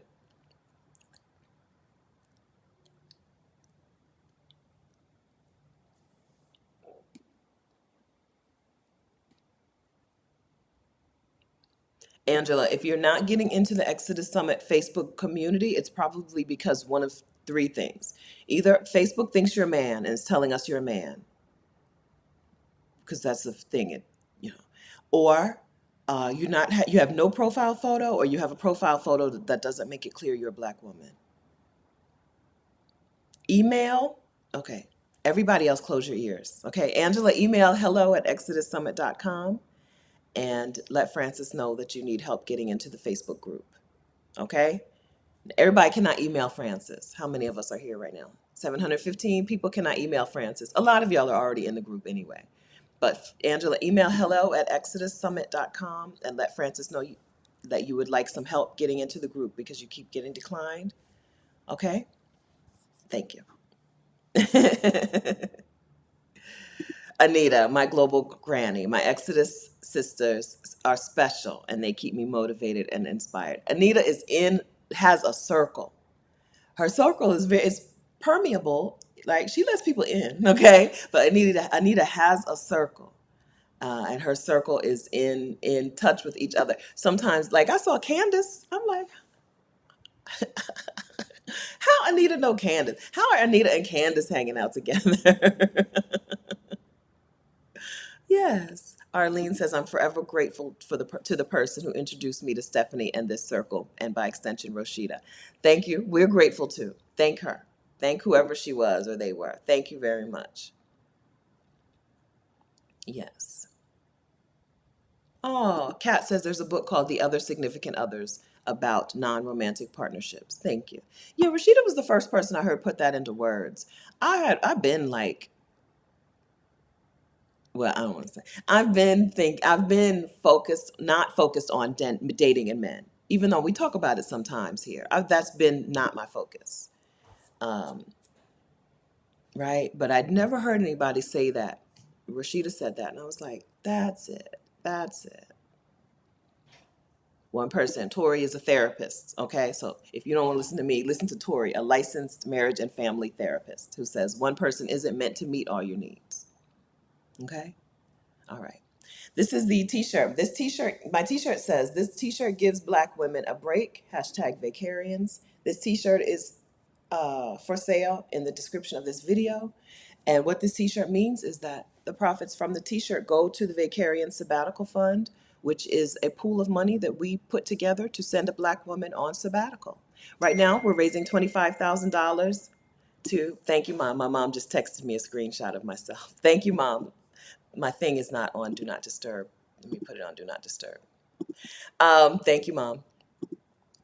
We send money to send a Black woman on sabbatical, and right now we're raising $25,000 to send Alicia Renice on sabbatical. Any day now, we're going to send her the second payment. We're breaking it into three payments of 8,300 or 8,400. We've already sent her the first 8,300, and we're about to send her the next $8,300. If you would like to contribute to the Vacarian Sabbatical Fund, you can buy some merch. The merch shop is listed on this very page on this video if you're watching in most countries. Some places you don't see it. And then there are other ways to contribute to the Vacarian Sabbatical Fund. Vicarious.com/sabbatical fund is the link if you want to help send a Black woman on sabbatical. In 2023, we gave $25,000 to Maisha Francis, an artist from New Orleans, for her sabbatical to Rwanda. We're still going to talk to her. We're going to talk to Maisha. She's been moving around. I've been moving around. It's been hit. We've been missing each other in communication with each other. We're going to talk to Maisha about her sabbatical, and we'll talk to Alicia about her upcoming sabbatical. Well, she's already. I'm not sure. We need to talk to her because I'm not sure. I'm not sure what's what. Are you here, Alicia? Sometimes she's here in the morning. Oh, I'm typing it in the wrong box. Copy, paste. Let's type it there. Not yet. She's not here today. Or if she is, I don't see her. Maybe I typed her name wrong. All right. Southern Rose Tia D says Alicia Renice is a treasure. I'm so glad I got to hear that she's getting the current pool of sabbatical funds. Yes, she is a treasure. Her YouTube channel is Alicia Renice, the artist.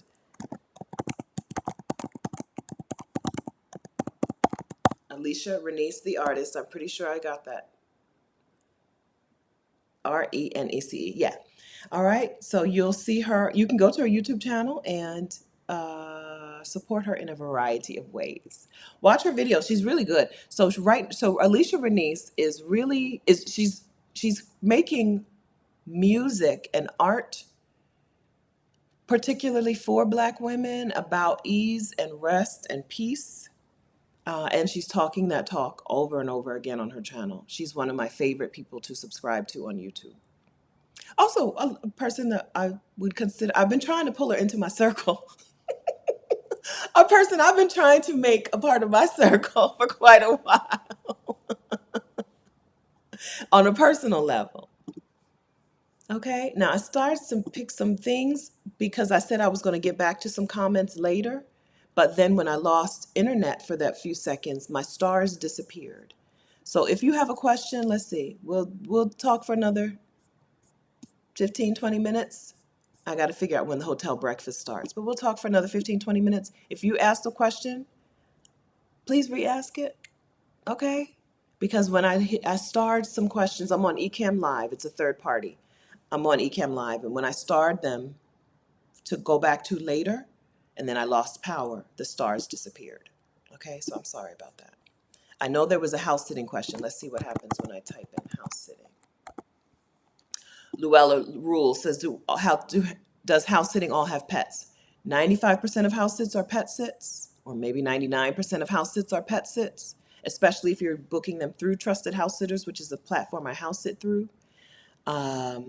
Yes.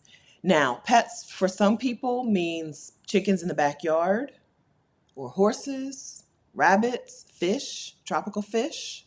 Not all pets are cats and dogs.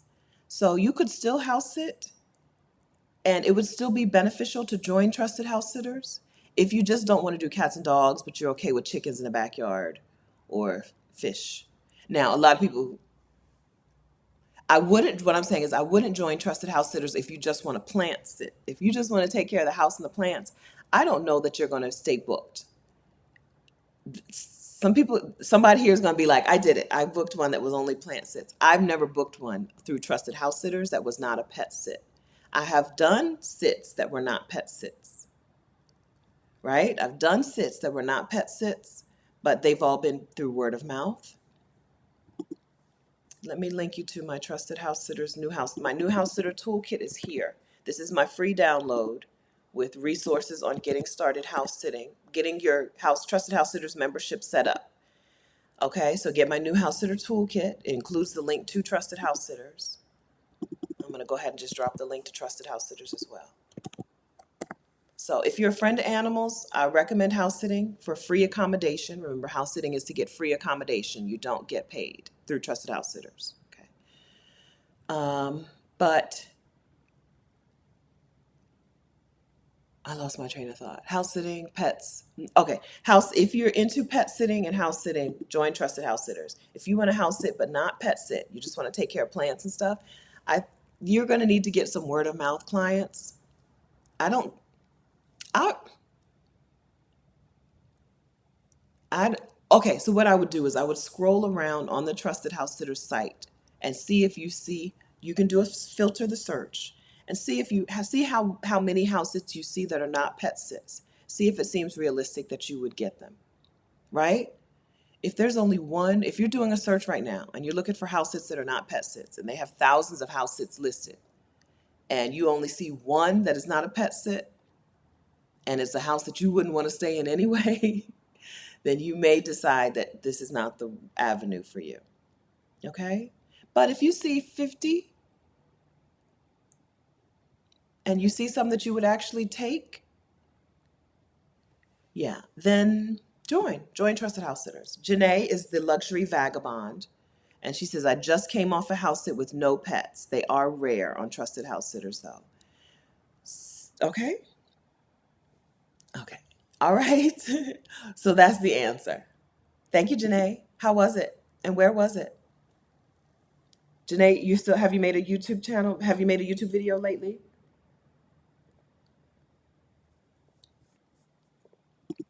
Let me go to the end. Yeah, Celeste is also saying the house sits without pets are rare. Some people who used to have pets and the pets have passed away, they still see value. That's a good point. Okay. So yeah. Okay. That would make sense as to why they're on the Trusted House Sitters website without pets. Their pet may have passed away, but they still want someone to come take care of their house because they're used to it. That makes sense. Okay. Yeah, I'm all, you know me, the money is it worth the money is my question. Is the membership worth the money? So we have a couple women saying yes, right? I'm still on the fence. I would look around and see if you see sits on Trusted House Sitters, then that are not pet sits, then it's worth it for you to join.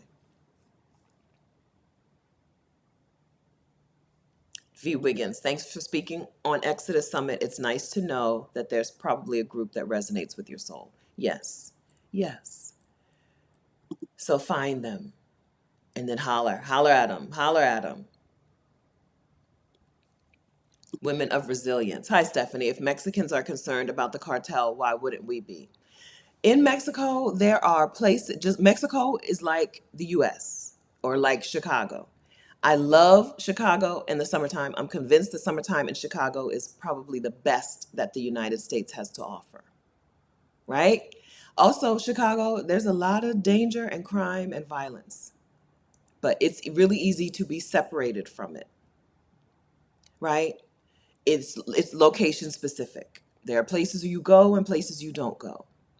Chicago, Mexico, Wilmington, Delaware, right? There are places you go and places you don't go. One time my mom tricked me. She came over to my house on Sunday and she's like, I got to go to church. I got to go to afternoon service. Drive me to this church. We get in the car and I'm like, I don't drive over here. What? You got me drive. It was the east side. Wilmington, Wilmington, Delaware was a very sectioned off city. Here you good, here you not good. Here you good, here you not good. Like, you got me driving over here on the east side? Girl, I'll drop you off, but I'm not coming back to get you. I think I did go back to get her. I don't remember what happened. Right? Mexico is like a lot of the United States in that regard. There are parts in the US you just don't go there. Right? Seriously. If you don't have business with now the cartels, I think violence in within the cartels in Mexico is more segregated than it is in the US. In Mexico, you don't see a whole lot of cartel violence spilling out into the rest of the city. It seems to be more targeted. I'm not saying that innocent people don't get caught up in things sometimes, but you're going to feel safer as a person in walking around Mexico versus a person walking around your city in the United States. You're going to feel safer. I don't want to minimize violence anywhere, but we live in a violent world and you live in a violent city, right? You live in a violent city. If you live in the US, you live in a violent city, but there are ways that you don't feel touched by that violence. Some of that is just staying in the different, we go here, we don't go here. You're going to find that in Mexico. There are states where people just don't go, right? I don't, right? Sinaloa is a state, right? You don't go to Sinaloa. Okay. Easy. Was it Sinaloa? There are some states. There are some states you're not going, right? Yeah. That's the answer. That's the answer. Just like somebody would be like, why would you go to Chicago? Chicago? How could you go to Chicago? Isn't Chicago dangerous and violent? Sure. It's beautiful and it's fun. You go here, you don't go here. Was that a good answer? Anybody? How did I do on that? Right? Sinaloa, no bueno. Okay. JG says the cartel be in the country parts. JG, you're still in Mexico City? I think JG is in Mexico City. I'm very confused about where people are, but I think JG is in Mexico City, right?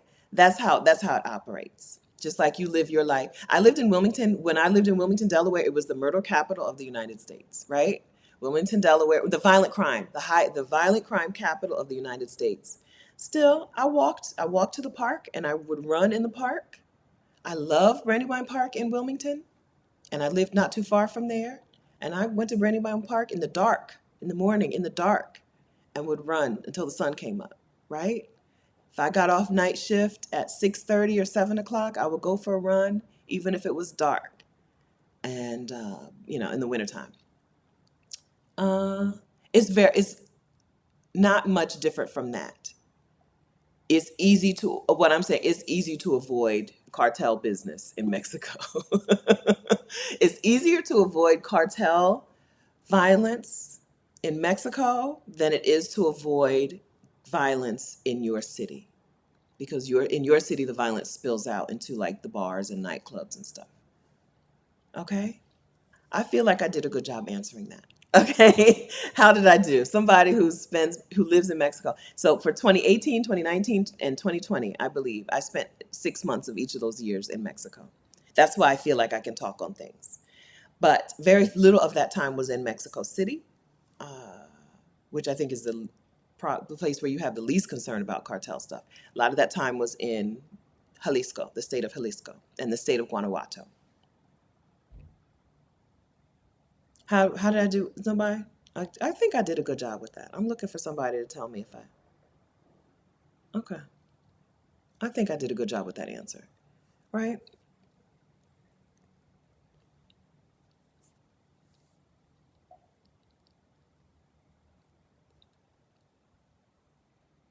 Okay. Any other questions before we close out? Yeah, well, you live in a violent country. You just don't know it because it's the baseline. It seems normal because it's just how it is. You live in a very violent country.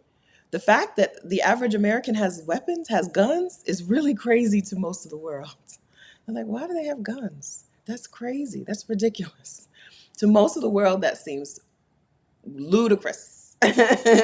What is wrong with those people? They all have guns, right? And they don't even know the difference between a semi-automatic and a pistol. They don't mean it's all guns to them. They don't understand it. We live in a very violent country. It just is everyday to us because it's where we live. Seems normal until you go someplace else and ain't no guns. Even the police don't have guns. In the UK, I was in the UK. I was in England house sitting, and I watched their version of Cops. And the police officer in the UK came across a deer who had been hit by a car who was dying, and they wanted to put the deer down quickly, humanely. He had to call a special type of police officer who had a gun to come to the scene to kill the deer because the UK police officers don't carry guns. Even the cops don't have guns in these countries. No, Mexico's not like that. The police in Mexico carry the big guns, right? They have the big guns just standing on the street corner. But in the UK, the cops don't even carry the guns. It's really strange in the US that the average person can just have a gun or multiples. It's really strange to people. Heard about the white people who flew to the Caribbean and the man had one bullet in his luggage, and they convicted him of something something for one bullet, even though it was a dumb mistake. Most Americans are like, one bullet? And the Caribbean country, I don't remember what country it was like, psh, criminal. Lock him up. Actually, I don't remember if it was one bullet or just bullets. I don't remember. He was on a hunting trip and he left his ammo in the thing or whatever, whatever. I don't remember the whole story. Right? Right? Linnea says, I'm shocked I survived 45 years in Baltimore. Baby, if you can make it here, you can make it anywhere. Safety is no longer your top list concern if you're from the United States and you're thinking about moving abroad. Take it off your list. If you can make it here, you can make it anywhere. You already have what it takes. It was Turks and Caicos. Thank you, Celeste. You already have what it takes. Seriously. Don't worry about the safety. Okay? Move that off your list. L. Smith, how does qualifying to rent property work in Costa Rica/Mexico? These countries, the actual landlords, the renter of things, don't seem to care whether or not you have residency in their country. They don't seem to care if you have that piece of paper that says you're allowed to be here for a year or 5 years or whatever, however many years the residency permit is for. They don't seem to care about that. They want you to have the money. I'm going to talk generally about the world. In a lot of the world, the lease, that the thing that you sign, is not necessarily for 1 year. Kat told me in Costa Rica it's often for 3 years, but easier to break. Um, so be more concerned. The question is often about like how much time can I commit to this place, right? Um, but it's often a similar experience. You look around, find a place, maybe with a realtor, maybe on your feet looking for signs, right? Um, Some places, this is not Costa Rica and Mexico, I don't think, but some places expect you to pay months of rent ahead of time. This is why some people get to Ghana and find they can't move to Ghana, because some places, Ghana and Nigeria, I think, listen, you pay your 2 years rent or you don't rent this place. You pay me 2 years rent right now or you don't get this place, right? That's not Mexico and Costa Rica. Um, how does it work? Very similarly, but then also very differently. I think Adelia pays her rent in cash in Mexico. That's normal for her landlord. Her landlord charges her in cash. She pays him in cash. Um, in some places, I think the big difference is what comes with the rent. In Costa Rica, it don't have to include a kitchen. If you're going on a bare bones budget to rent a place in Costa Rica, it's not going to have a stove, a refrigerator. You may not have cabinets and countertops. May not, okay? I'm not in that budget range. I'm not dealing with that. I'm paying more to have a kitchen already there, right? But it's quite possible. In Germany, the refrigerator is not included. Buy your own refrigerator, right? So, how does rent work in Mexico and Costa Rica in particular? Similarly to what you would expect,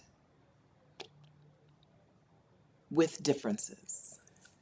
Okay? If your landlord says you pay me in cash, maybe you ask some people in a group, in a Facebook group, anybody rent from this particular person? Is this particular person a person I can trust? And then you pay your landlord in cash, right? Electric bills and water bills and stuff may not come to you.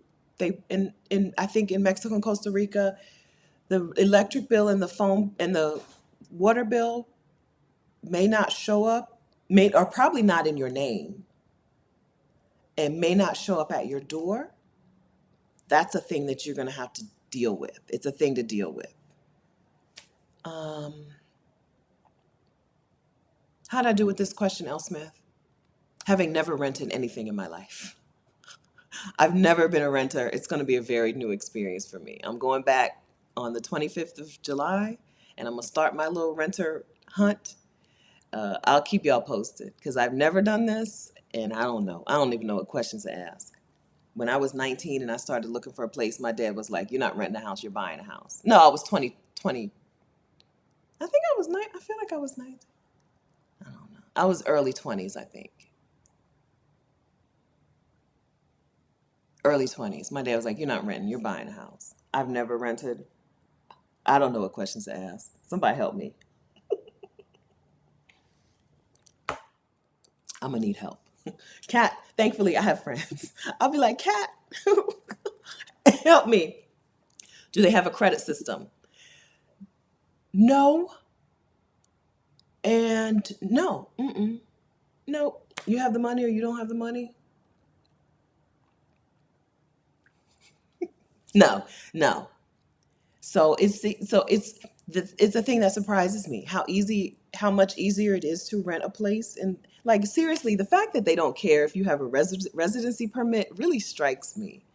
Like, shouldn't you at least make sure that I'm legally allowed to be in this place for 3 years? You're renting to me for 3 years, and you don't care if I'm on a tourist visa. They don't seem to care about it. There's no FICO score or whatever, whatever. Somebody did say that their landlord, the person they were trying to rent from, was it Tracy Collins? Tracy Collins had a person who was trying to create hurdles to her and her wife renting from them. And one of the things was like they were just making up stuff. That that's not the usual Mexico experience. So you just move on to something else, right? That's what they did. Move on to somebody else. They were making up hurdles to not rent to them. That's not the standard, and it's really surprisingly easy to rent in these places. Here's Kat. Thank you, Kat. Kat is in San Jose, Costa Rica with residency, with a home that she's renting, with her family. She's got information that I don't have. Right? She says in Costa Rica, they just want you to be able to pay. They will ask you questions and they ask for your passport. They don't do a background check. You pay the deposit, keep it moving. Here's your keys. Okay. Once you go to places, you realize how many hurdles are put in place in the United States to oppress Black people, right?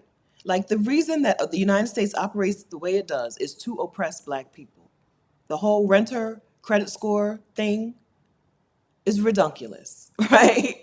It's all to oppress Black people. And when you go to a place who hasn't been set up on the foundation of how can we oppress Black people, things do move a little more smoothly, a little nicer, a little easier.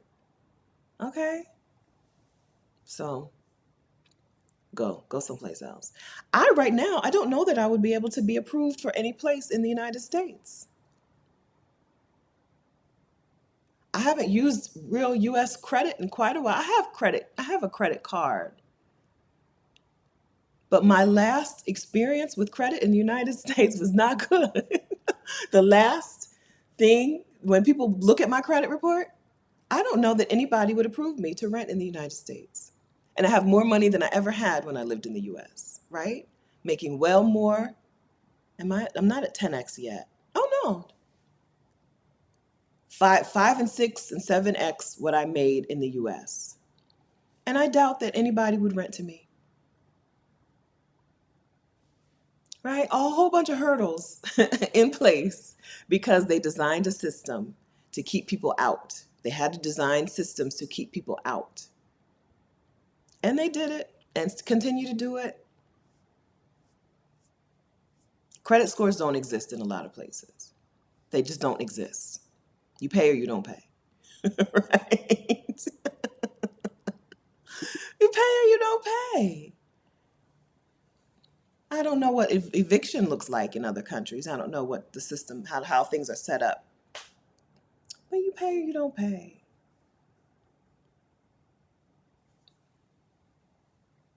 Mhm. Yes, indeed. I'm telling you, that book changed me. Gigi, where Gigi? I had a family hold an apartment for me with zero cash until I arrived. Right? It's really something to move in a space where people see you as a human, not a person to take advantage of, not as something, not in the United States, you are something to be taken advantage of through work, through other financial means, right? And when you get to a place where you're just a person talking to another person, it's really hard to come back. This is why it's really hard to go back in the US. People do it for various reasons, but they don't like it. It's really hard to go back because then you start seeing how many hurdles, how many systems in the US really are just put in place to oppress Black people, right? What would it look like if after the Emancipation Proclamation, the US was just like, oh, Black people are part of this country just like everybody else? How different would things look? How much easier would your life be? Instead, they were like, we're going to be super, we're going to, so we didn't invent capitalism, but we really perfected it, right? And it perfected worker exploitation. And perfected segregation and redlining, and every other people learned from here, right? Then people who went to South Africa, they learned from the Americans how to go to South Africa and segregate, right? What would this country look like and what would the world look like if white people had just said, this wasn't our country to begin with, and we did these people wrong. Let's try to operate in a more symbiotic fashion. What if they had just said that? The whole world would be so different. Instead, a few million terrible white people ruined the world, ruined the world, gained the world, and lost their souls. I don't want to talk about this right now. I don't want to talk about this. Let me get back on it. Darlene Spring, Ecuador. No credit check, cash deposit, notarized lease. I pay rent via wire transfer. Okay? So if you have money in the United States banks, right? And you need to pay your landlord in Mexico, in Costa Rica, in Ecuador, in another country, right? You're going to have to learn how to move your money from your US bank to their US bank, to their country's bank, and it's probably going to be wire transferring money or like Adelia, going to the ATM and pulling out little bits of cash over and over again until you have the chunk to pay them. Learning how to transfer money from your bank to another country is the easiest, is a thing that will make things easier for you, but it's an extra step that people aren't used to, right? I bank with USAA. Having USAA means when I go to Costa Rica and I need to pay my landlord, I'm gonna have to figure out how to pay my landlord. It's gonna mean, now in Costa Rica, it's easier to open up a bank account, a Costa Rican bank account. So it's gonna mean me opening up a Costa Rican bank account and then transferring money over. Okay, there's Zoom, XOOM, and the other one who I've never used Zoom, but I've used the other one several times. Wise, Wise. Those are the two big players in the wire transfer game to move money from your bank in the U.S. to the other country's bank. Okay, okay. Chanel, do I still not like my hair color when it was first done? Yeah, when it was first done, I was so pouty, wasn't I? I hated it. It's either it's grown on me. I think it's gotten a little less red. It was really intense red, and I wanted a purpler purple. And so I hated it, but I like it. I guess I like it better. The answer is I like it better, and it's calmed down a whole lot. It has calmed down significantly. I've wet my hair almost every day since I dyed it, and that's helped drip some of the color off. As a person who does as little as possible, I just go into Walmart and buy box dye 2 or 3 times a year and stick it in my head, and you get what you get. I did this in Costa Rica, and when I went to Walmart, the color that I had used before, which I loved, was not on the shelf. So, it was last minute. It was right before my birthday, and so I was like, well, I had to buy what I got, buy what they got. And so I went with the color that was like, I think I might be okay with it. When I put it on, I was like, I hate it. But the answer is I'm good with it now. We've made peace. I think some of it is that it's toned down a whole lot. Yes, settled in nicely, you said. Thank you kindly. Thank you, Chanel. Yeah, I agree. We agree on this. I have so much gray hair that what the color that I put in takes that gray hair is acts like highlights, and so it really made it super vibrant. Reverend Dr. Angela B. Martin. Hello, Angela. We have a Mexican bank account. Angela's from Baltimore. We have a Mexico bank account. Wire transfer money from our U.S. bank to our Mexican bank monthly to handle bills and stuff. Yes, right? It's a simple process. It's just an extra step. It's just an extra step, but it's a simple process that people do.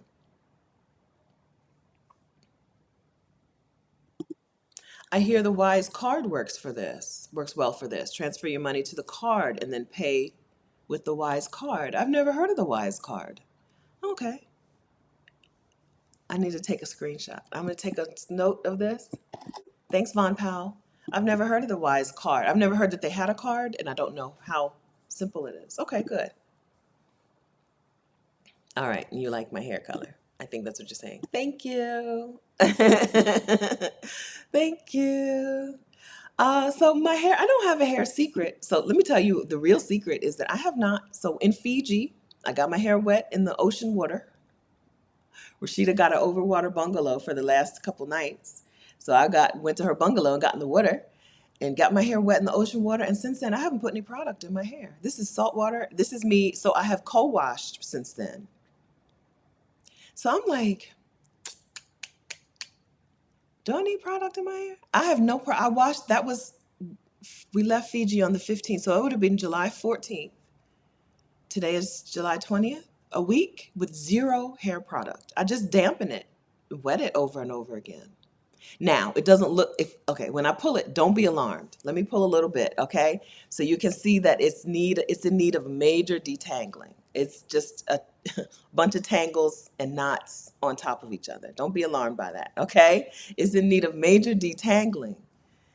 But I've got zero product in my hair, like no oil. I hardly ever do this. Normally, I at least put olive oil in my hair. Jamaican black castor oil is my favorite, but I don't like how it smells, but my hair likes it. I usually have some oil in my hair and some heavy conditioner, some leave-in conditioner. Right now, I got nothing.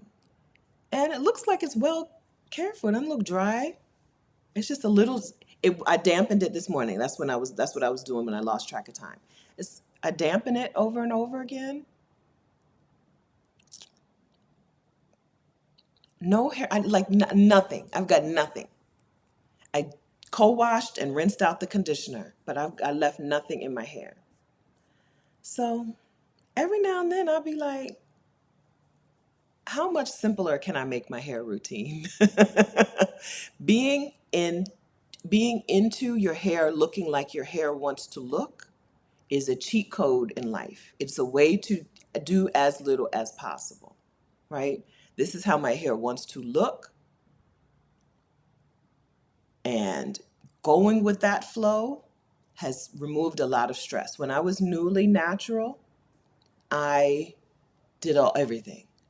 The clay mask, the clay stuff. What was that? Bentonite clay? Was that what it was? I did everything. I did the most. And then one day I was like, my hair wants to do this. I'm going to let my hair do this. And it's really freed me. There are times when I do detangle and twist my hair. It takes me forever because I let it do this for such a long time. That when I go and detangle my hair and twist it, it takes me days. It takes me probably the good 3 or 4 hours, maybe 2 to 4 hours. I'm going to go 2 to 4 hours depending, right? Which I spread out over days. But giving up on a look for your hair and going with your hair's look is a cheat code. It really is. I got up today, took off my bonnet, and I had a helmet hair. I had helmet hair. I, I have a little bottle of just water, a little bottle. I filled it in the sink in the bathroom, right? I had an empty bottle, filled it in the sink in the bathroom. Sometimes I dunk my whole head under the shower, but I didn't shower. Normally I shower before the live stream. Today I didn't shower before the live stream because I went live at 7 a.m., right? Woke up at 6:15. I didn't shower, but I did, instead of dunking my hair in the water, and letting the shower just flow over it. Instead, I spritz, right?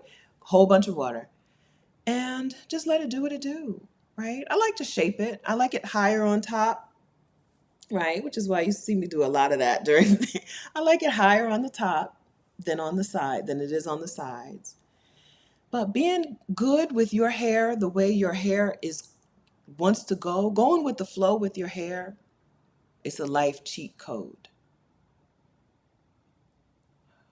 Sometimes, okay, I'm as judgmental as everyone else, okay? So yes, you see me on here being very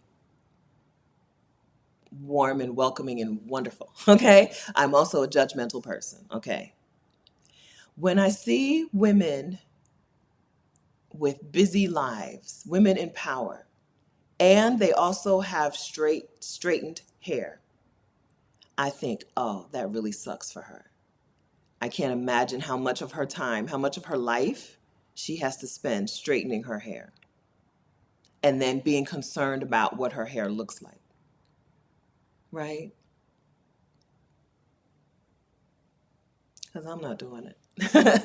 That is the thing, okay? That is the thing that I think. I know that a lot of women, Black women, really value a certain hair look, the housewives look, whether it's their hair or a wig or weave. But really, really, really liking the way your hair looks when it's on its own is a cheat code. You can't get there in American society by accident. It's an intentional journey you have to take, okay?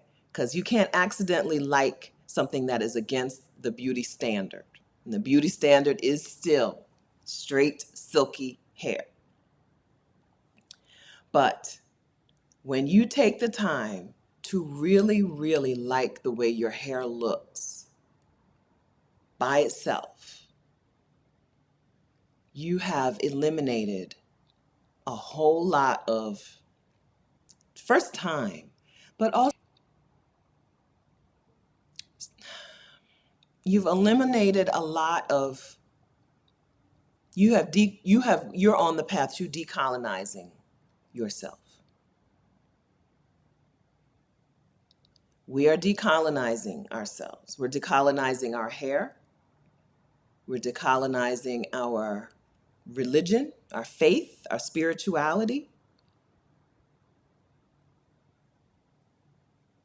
It's a domino effect, I think.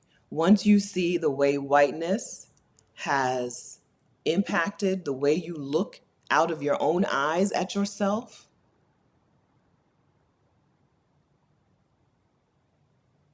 you're not going to want to turn back.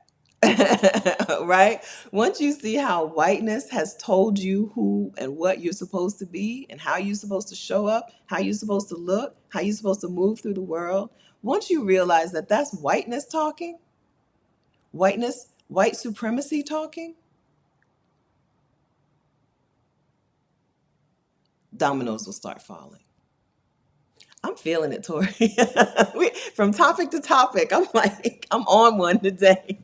I think we're gonna blame Brianna Wiest. We're gonna blame Brianna. Okay, Brianna's book got me in my feelings.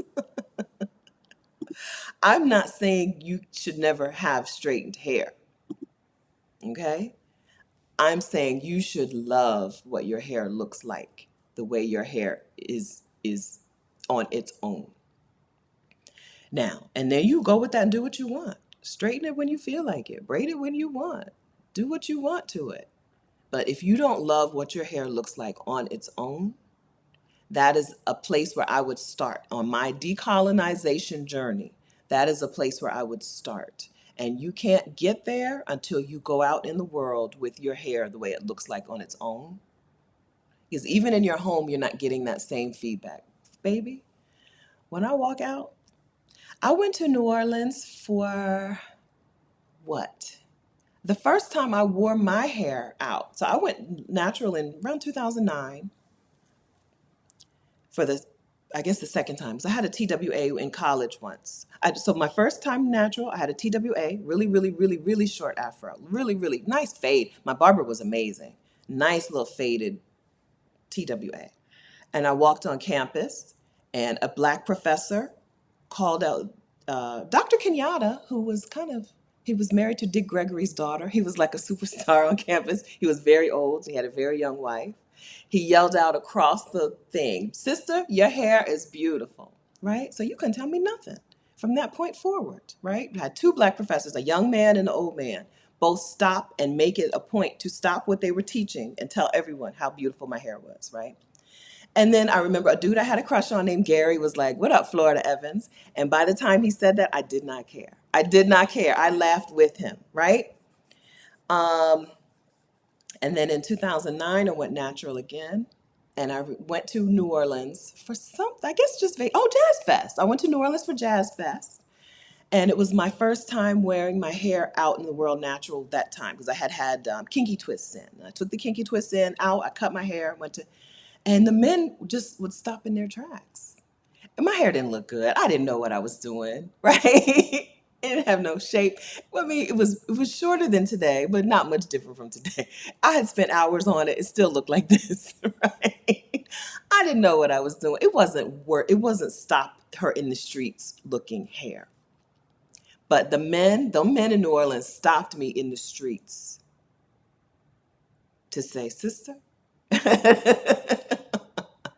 you are beautiful." Now, I don't think that we need to, I think that we need to feel these feelings in ourselves and not from outside validation, but that outside validation it can be a shortcut, right? Having somebody else stop you and even if he didn't mean it, right? Even if he was just saying it because he knew it would mean something to me, that was a shortcut to me feeling good. No turning back, right? No turning back for me. Florida Evans was beautiful, but he didn't mean it. He meant it like, y'all know what I'm saying. I was 20, 19, 20 years old. He was joking. I don't think he was being mean, right? He knew I had a crush on him. I don't think he was being mean, but I'm saying that if I had not yet felt good about my hair, I would have been like, oh, that's not the look I was going for. Right? Instead, I was like, hey, look at me. Don't I look good? I have particular features that mean when I have an afro, babe, you can't tell me nothing, right? I'll be like,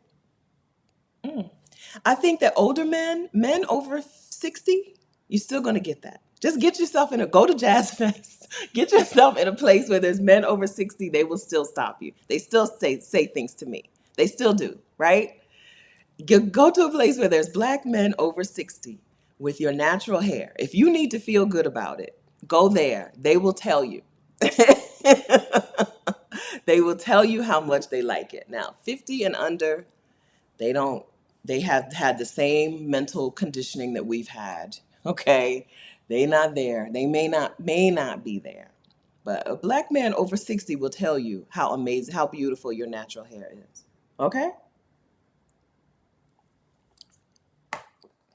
Add that to your pile, right? Self-validation is always the most important. Here, you know I'm not a therapist and I'm not a coach and I'm not a life coach and I'm not those things, okay? In my opinion, self-validation is the most important. But you can get to the point of self-validation sometimes by hearing something from somebody else. I think. Am I wrong about this? I think so. I think so. Nichelle says men who grew up in the 70s and 80s love natural hair, right? They miss it. Nostalgia, they miss it. They'll tell you. They will stop you, okay? If you ever need a boost, that's what I recommend that you do. Get yourself in a space of 60 and older black men. Let them tell you how good you look. And then say thank you. Thank you. I know. In my mind, I'd be like, I know. Thank you. But out loud, I say thank you. Yes, us first. Sunny says, thank you for mentioning the validation part. Great to get, but important to give. Very well said, Sunny. That's beautiful. Validation is great to get, but it's important to give. Give yourself that validation. Okay? Okay. Okay. You know I think I'm hilarious. Hello, India. I think I'm hilarious. And when I be talking and people don't laugh, I'll be like, I don't know what's wrong with you. I don't know what's wrong with you because I am hilarious. Okay. Yeah. Tori says, on the other hand, my mom still asks me if I'm gonna do my hair today. Right? It took Katy Perry a while to understand things. And then she went natural. I'm like, now you see. Now, now, if I said to you, you gonna do your hair today after you done spent hours washing it, conditioning it, twisting it, untwisting it, picking it, right? You wouldn't feel good.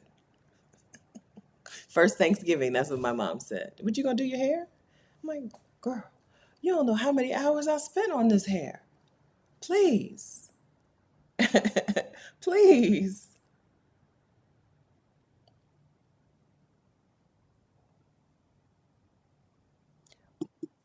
My my what works? Hi, you'd be surprised. Some of the young ones love it too. Gotten a few compliments in NYC on my natural hair. Yes, yes, yes. Yeah, I don't want to count other people out. That's right. Yeah. Okay. And Busy Diva Views, younger men for her too. Yeah. All right, so if we're decolonizing ourselves, add your hair to the list. Okay? There's a whole lot about our lives that have been determined by white supremacy, by the concept that white is superior and that we are inferior. There is a real there's real work in figuring out which parts of you need to tap you need to decolonize. There's real work there. We are doing real work. Even saying the United States of America is not the best place for me is decolonizing part of our lives, because the real message out there is that we live in the greatest country. The United States is the greatest country, right? That's a little mix of white supremacy and capitalism and this and that, right? And so by saying, "Oh, it's not the best for me," means you've got to decolonize some things, some the way that you approach your life. You got to decolonize all aspects of our lives, including our hair.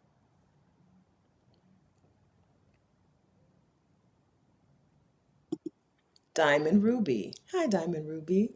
You're talking my talk and walking the walk. Once I spent 3 months outside of the US, and when I returned, it was glaring how much white supremacy is embedded into society, into every aspect of our lives, every institution that we come into contact with. I can't get this. Every institution that we come into contact with in the United States is built on a foundation of white is superior, black is inferior, and black people are the workers. If we don't, we even though we can't call them slaves today, enslaved people, they're still the workers, and we still need them to be that. Every institution we come into contact with operates under that was the foundation of that institution, from education to financial systems to where you live to how you drive. Lots of these countries have such amazing um, public transportation, and it's because they weren't designed to keep black people in out of their places, out of their spaces, right? How amazing is it in the Netherlands or wherever to just walk to the grocery store, get your groceries, and walk home? You can go to the grocery store every day if it's only going to take you 5 minutes. But here we have to have a car centric life. We have to have a car and gas and insurance and pay for parking, pay for this, pay for that, pay for maintenance, pay for repairs, all because white people wanted to make sure that we stayed away. White people wanted to live their lives. They wanted us to serve them, but not live among them. And that's why we've got neighborhoods demolished to build highways, black and brown, black neighborhoods demolished to build highways, when we could have just we had the trolley car system. People lived above stores, lived beside stores. Now we've got zoning. I told the other day I bought in Costa Rica. I went to the little went on Google and looked for the closest grocery. And by the time I walked there, I realized it was a man's garage. The grocery store was the garage of his house. I bought my vanilla extract and went back home about my business. How hard is it in the United States when you live? I've lived in the suburbs almost all my life. How hard is it in the United States when you live in the suburbs to get your basic needs met without a car?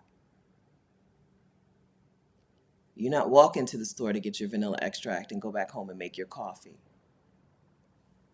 All of it is set up to oppress Black people. How much of our day, how much of everything that we do in the US is because the US needed to set things up to oppress us?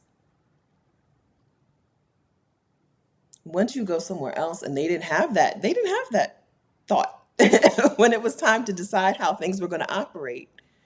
Maybe they just decided what works best for how we do things. Or what are we already doing? Something maybe it wasn't even what works best, but what are people already doing? Let's just do more of that, right? Life can be so much simpler or easier or better when you're in a place that wasn't built on the foundation of how do we oppress these people. We got these Black people here. We don't want them to stay. If we can't enslave them, we don't want them here anymore. Now, what can we do? Right? We got to come up with a prison for profit. We got to come up with a prison system, first of all, and then we got to make it a prison for profit. And then we got to do a whole lot of policing of people. All of that. All of that. Years ago, I had a work husband, a white dude.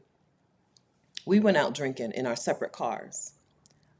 Listen, everybody has done it, okay? I'm not the only person in the world who is going out drinking and then drive themselves home. After we've gone out to the happy hour, I'm not saying that's fine. I'm saying, I was young. I was a young idiot, okay? We go out to happy hour and then we go to 7-Eleven in our separate cars. He looks like a person. My work husband had a slight, don't judge me because it wasn't me. I didn't do this. I went to church. My work husband had a slight Adderall habit and he had blue eyes. And when he got on Adderall and drank, his pupils were huge. It was clear he was high. He's something. You could see it in his eyes, right? We go to the 7-Eleven. There's two police officers in uniform standing in front of us checking out at the 7-Eleven.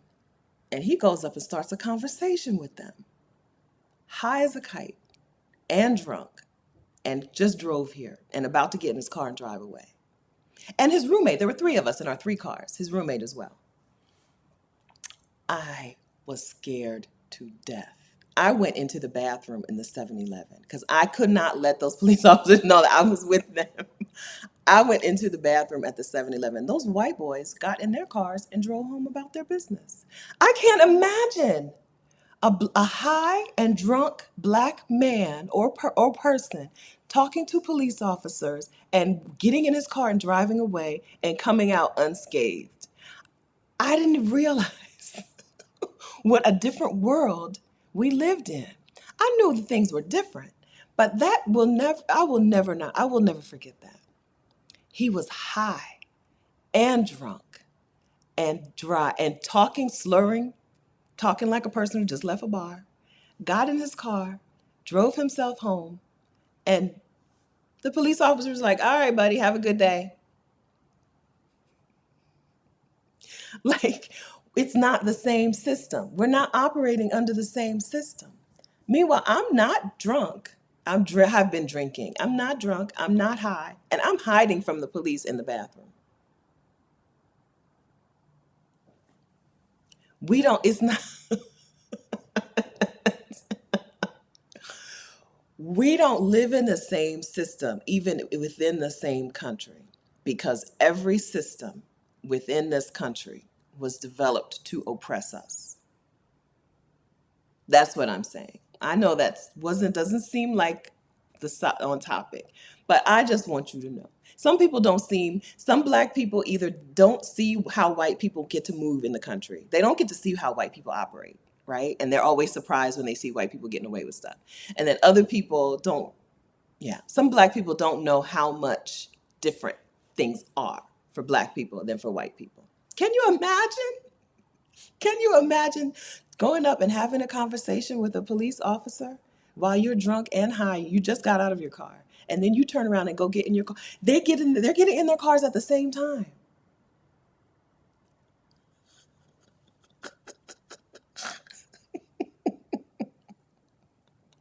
right? Every aspect of our lives in the United States is different, and it's because the United States was set up specifically to oppress us. All right, so either we've been, oh, you know what? I'm talking because I feel like we've been on the live for an hour and 35 minutes, but I forgot that the clock reset. We've been on that live for 2 hours and 40 minutes. A while ago, I said I was going to be done in 15 minutes. I think it's time to end some things. It's time to end some things. I'm talking because I forgot what time it was, and my little timer on my thing, Ecamm Live, says I've been live for an hour and 35 minutes. I forgot that it restarted once I lost power that time. Okay, listen. I'm sorry. Okay, I'm sorry to keep y'all here so long. We've been we've been together for quite a while. Thank you for your patience. Thank you for joining in. Thank you for the super chats. On this channel, I give super chats to the Vicarian Sabbatical Fund. So thank you for the super chat. Truckerette says, thank you for this beautiful message this morning. Thank you. I hope you're still here. Bluebell 1920, thank you for the super chat. You say, thank you for this chat and community. Please have a coffee on me. Thank you. Okay, I'll keep your, oh, that's big money. That's not coffee money, but thank you. I'll take some of that for coffee and I'll put the rest in the sabbatical fund. Thank you kindly. Truckerette, have a wonderful Saturday. Headed to the hospital to visit my friend. She's got a story to tell. We have to sign up for the YouTube course. Okay. Oh, YouTube challenge is open for registration. I guess I should have told y'all that earlier. At vicarious.com/challenge, the YouTube challenge is happening July 29th through August 2nd. Okay, so we start in less than 10 days, Monday through Friday, 3 p.m. Eastern Time. We get together for group coaching. My YouTube Success Challenge is for Black women who have something to say, right? Black women who have something to say and want to put it on a YouTube channel. Whether your channel is a standalone YouTube channel or a channel is dedicated to or in service of a business, like you do some coaching or you host retreats or something. Okay, my YouTube channel challenge is happening July 29th through August 2nd. It's all online, and the coaching sessions are at 3 p.m. Eastern Time, Monday through Friday. And it's time to register if you're coming. Vicarious.com/challenge is my YouTube challenge sign up link. I'm sorry, I forgot to tell you all the important stuff. That's important. If you're on the wait list, emails are going out today. You'll be able to sign up today for the YouTube Success Challenge, okay? If whether you're on the wait list or not, you can go ahead and go there. We'll have 40 seats max, 40 people max. Okay? They always fill up, is what I'm saying. Okay? So if you're thinking about coming, go ahead and sign up. If you're afraid to start a YouTube channel, it's okay. Okay? If you want to do it, but you're afraid to do it, this is why you join. This is why you come to coaching. It's why you come to group coaching. Okay? All right. Okay. Can we get a summary of why not Mexico? It doesn't fit my particular needs. I want to adopt Black children or a child. I go back and forth. Adopt a Black child. Costa Rica is a place where I can do that. That's it. So you need to know what your needs are. I feel like I did so much talking and I still didn't talk about ways to figure out what you need. We'll do a part two. We'll do something because I still didn't figure out ways. I just still didn't talk about ways for you to sit down and decide what your needs are. Mostly what I said was go someplace and see what you like and don't like about it and then try another place. Okay. Goshan says, please like the video before you leave. Thank you for that. All right. And I think I've done it. There were more super chats. Thank you, friends, for the super chats. Remember, the super chats do go into the sabbatical fund. But if you tell me it's for me, I'll use it. I don't have a problem with that. I do not have that problem. Thank you. I'll use it. Christine, thank you very much for that super chat. And Diamond Ruby, thank you for that super chat. And Jacqueline, thank you for that super chat. Okay. We mostly don't do super chats on here all that often because we have ways to give directly to the Vicarian Sabbatical Fund without YouTube taking a cut, right? YouTube takes a cut of super chat. So we've moved ourselves into giving directly to the Vicarian Sabbatical Fund to send a Black woman on sabbatical. And our Alicia Francis is the Maisha Francis is the first person who we sent $25,000 to send to take her sabbatical, and Alicia Renice is the next person we're sending money to. Okay, okay. I'm sorry for keeping y'all all day. Okay, I hope you like it. I hope you had a good morning, and I hope you have a wonderful weekend. Yeah, enjoy your weekend. I'm sorry I'm not going to make the meetup in New York City. I hope y'all have a wonderful time.